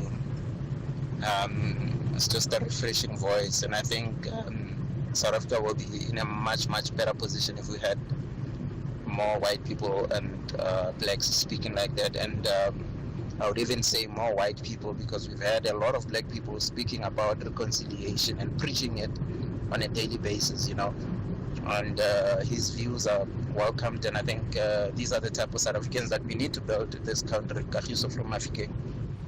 Well, I'll tell you what, many people are very impressed by the Beter Einders and their need to be more, and their desire, their vision to be more inclusive as Afrikaners within South Africa, the type of language you last heard a long time ago. As the guest said, hey, you know what happened with the Springboks, but we can do the same thing in all sectors of society. So interesting one. Yeah. Good afternoon, Ashraf. It's Mo from Benoni. Ashraf, I'm asking myself with this thing of AfriForum if they've ever thought of the idea that if they are to go to the US with their asylum, that they are going to experience so much racism because they are a different breed from the Americans. They are Afrikaners. Those guys that side are English. They are going to feel real physical racism this time around. Have they ever thought of that? Or do they think Americans will speak Afrikaans when they got that side? They will have to change and speak Afrikaans, speak English with the Americans. Okay, I'm not even thinking that far ahead. I mean, I know that. You know, once they're not here, if they are not here, they don't belong to South Africa. That's another conversation. But I hear what you're saying, but I'm not thinking that, yes. But I get your point. Good afternoon, Ashraf. This is Manko Parelitsolo from Snake Park, Dobsonville in Soweto. So all I just want to ask is that it's not obscurism equivalent to apartheid and colonialism equivalent to edifying the blacks. It's not like that, because Bo Mandela were edified by the royal education. I'm trying my best to understand what you're trying to say. So I can't really comment because I'm really not sure exactly what you mean, right? Right, there's more comments on. It's amazing how many people are talking about AfriForum. Hi, Ashraf. Earlier from Durban. You know, whether these people that are taking AfriForum to court, whether they succeed or don't succeed, I don't know. But tell me, wouldn't that be adding fuel to the fire? I mean, if Trump or Musk and these guys get to hear that the Afrikaners are now being charged with treason, that might even harden them more towards South Africa, and they may apply, you know, stricter sanctions.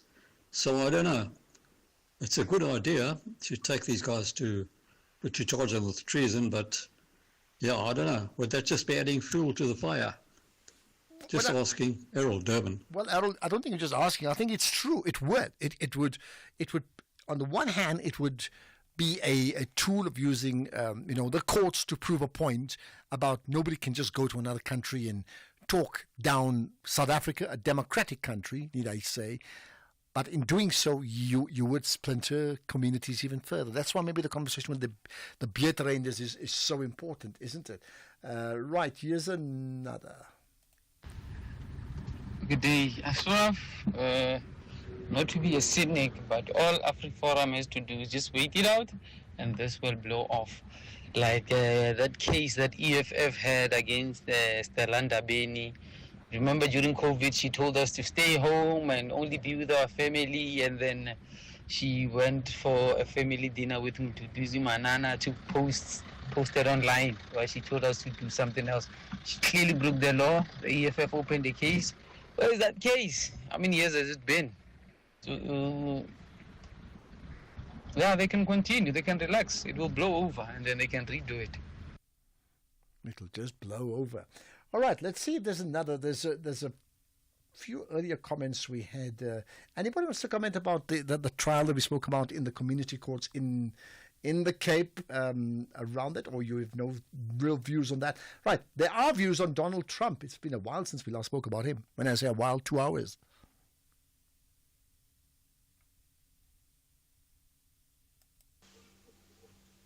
Hi, Ashraf. Good afternoon, Mafuta. Ashraf, I had never known or heard of a public leader who had been publicly or politically lampooned the way Zelensky had been by Donald Trump. But as a matter of interest, Ashraf, tell me, did Zelensky sign that deal with Trump, or it didn't pass? No, he didn't sign. He went back home, but on the way home, he went to the US, the UK, and he met the king, and he met the leader of United Kingdom, and he's speaking to the Europeans. And there's a bit of there's polarized conversations taking place now in the European Union and Britain, and of course the USA. We'll see what happens next, right? Right. There's further comment about the issue of VAT. Good afternoon, Ashraf. Good afternoon, SAFM. It's Mandla here in Bushia Park. You know, I'll be disappointed if EFF is going to support the ANC for the increase in VAT. Let them suffocate themselves there in the GNU. They chose DA and sidelined MK and EFF. Thank you. Okay, that's another comment. But I mean, as you heard from the EFF's Gauteng spokesperson, he'd be shocked if that happens. But of course, he did said it's a national decision. Right, it's a national decision. Let's get more from you on the National Pulse. Fizzy drinks and fruit juices can make our children sick. Sugar is dumped into their bodies with every sip, which could lead to obesity, heart disease, and diabetes as they age. We must protect them from drinks high in sugar. Demand a stricter health promotion levy now. Sign the petition on heala.org. That's HEALA.org. Whether it is a CCMA referral, problems with a mechanic, or unfair blacklisting, Clientele legal plans are affordable, and you receive up to 670,000 rands worth of legal services per year. We cover civil, criminal, and labor-related matters. Our legal team will be your support 24 hours a day. SMS SAFM to 32195. That's SAFM to 32195. Clientele General is an authorized FSP and a licensed non-life insurer. T's and C's online. Standard rates apply. SAFM commemorates Human Rights Month. We are all responsible for the protection of our rights. SAFM, leading the conversation. Okay, wherever you are, whatever you're doing, Sunday World keeps you updated. Get breaking news, sports action, and exclusive celeb scoops at your fingertips. Read it, stream it, listen to it. Sunday World, news for all, anytime, anywhere. The National Pulse, weekdays, 3 to 6 p.m. Okay, let's get to your calls. Michael in Durban, you want to comment on Trump? Yes, I want to comment on Trump. Go for it. No, I just want to say I start to believe in Trump now. This guy called Zelensky, president of Ukraine, it seems like he wants to push the narrative and go and lobby other countries against Russia, which is not has been working, and it won't work anyway now. I've seen that they now have got summit in England, of which I don't know what they will be discussing the summit in England, because Zelensky must learn that his country is powerless. They don't have the resources to fight against Russia. Now we need to move forward and get away with this war. The way he's posed us like he still want to fight and he still want to garner support just to fight Russia. Clearly, it's not working. So I stand with Trump on this one. And he come there in the White House and make all these lousy arguments. He's just demanding because the U.S. has been pumping money to his country without any accountability.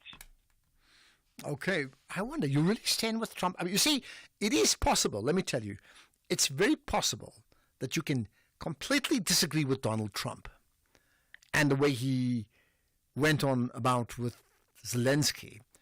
it's also possible you can disagree with Zelensky, not just at the White House, but in terms of his own policies and his own country. So why can't you disagree with both? It's not an either or, is it? Right, thanks for that, Michael. Bruce in Quebec, go for it.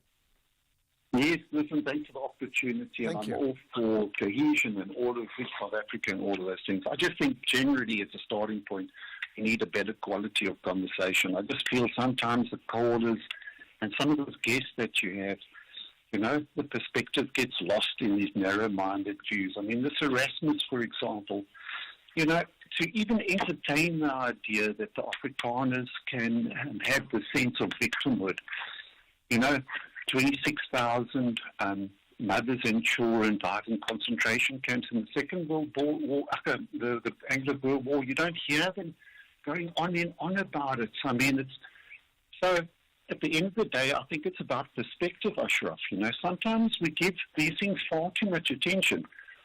As a group, every forum, why have we got such a big target? We make such a big issue of this is a narrow interest group. It's a small component of the bigger South Africa.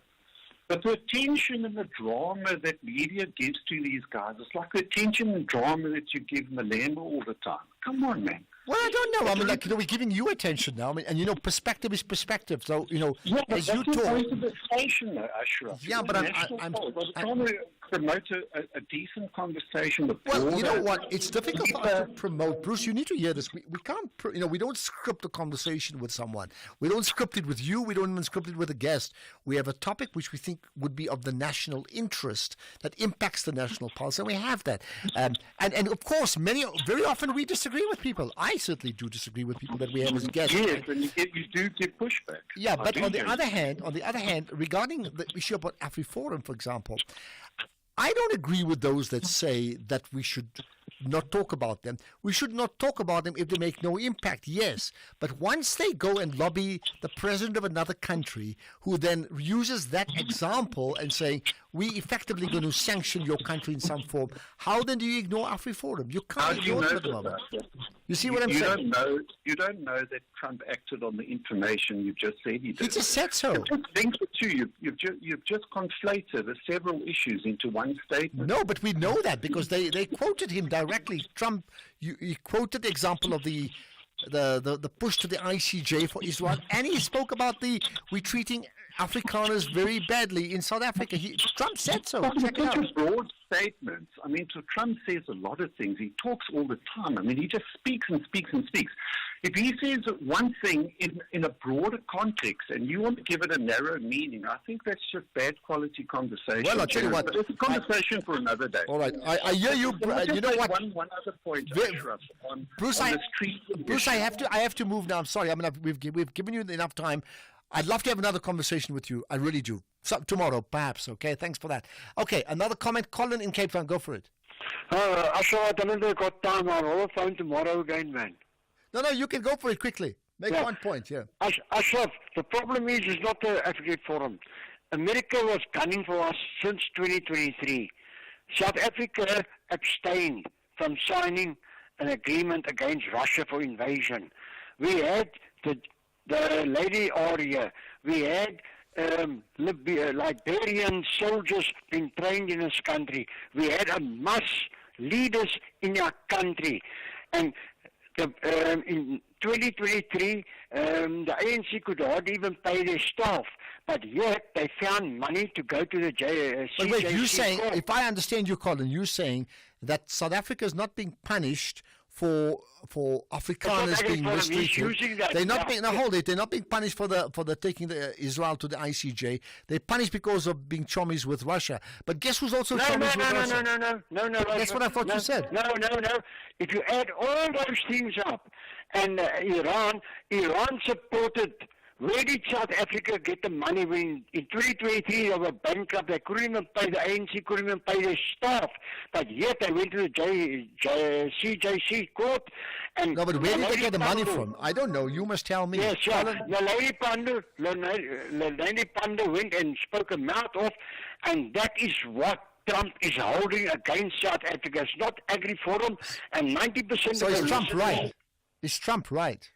Trump is right. Okay. Not with AgriForum.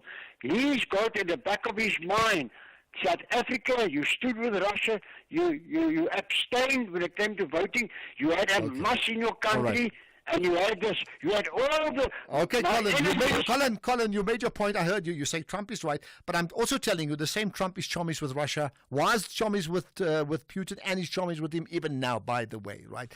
Okay, Solomon, let's get your thoughts. Hi, Solomon. Good afternoon, Ashraf. Yeah, go for it, Solomon. You see, around my argument about the 2% VAT increases, that the detractors and the opposition to the proposition are not advancing any credible proposition in as to how is the National Finance Minister going to expand his revenue so that he can fit all the priorities that he has as the country, except to oppose. My view is that against the staggering debt, which is there against our GDP, there has to be some means that we increase the budget so that you can be able to satisfy and meet up with all the needs that are there. I regard this as just a backlash, particularly against those who are always opposed to some means which seeks to give relief to the poor. Okay. Because on the flip side, there is the concept of the zero-rated goods, which intend to provide relief to the poor. Then those who are able to do are now resisting because they are part of the options the minister can use to try to increase the revenue for his budget. All right, love to engage more. Our time is up, Solomon. Thanks for that call. But certainly got us thinking as the last call we can't take for the day. There were a few others who wanted to talk and send voice notes. Couldn't take them all, unfortunately. I'm so sorry. We'll try and connect with you tomorrow, right? But by the way, you can also tweet us even now, SAFM Radio, tag me, Ashraf Garda, with the hashtag The National Pulse. Add your comments on anything that we've discussed today, because the National Pulse, really, the show is 3 hours. The impact of the National Pulse is 24/7. So thanks for listening. Until tomorrow then, goodbye and good night. Here's Greg Host with the news.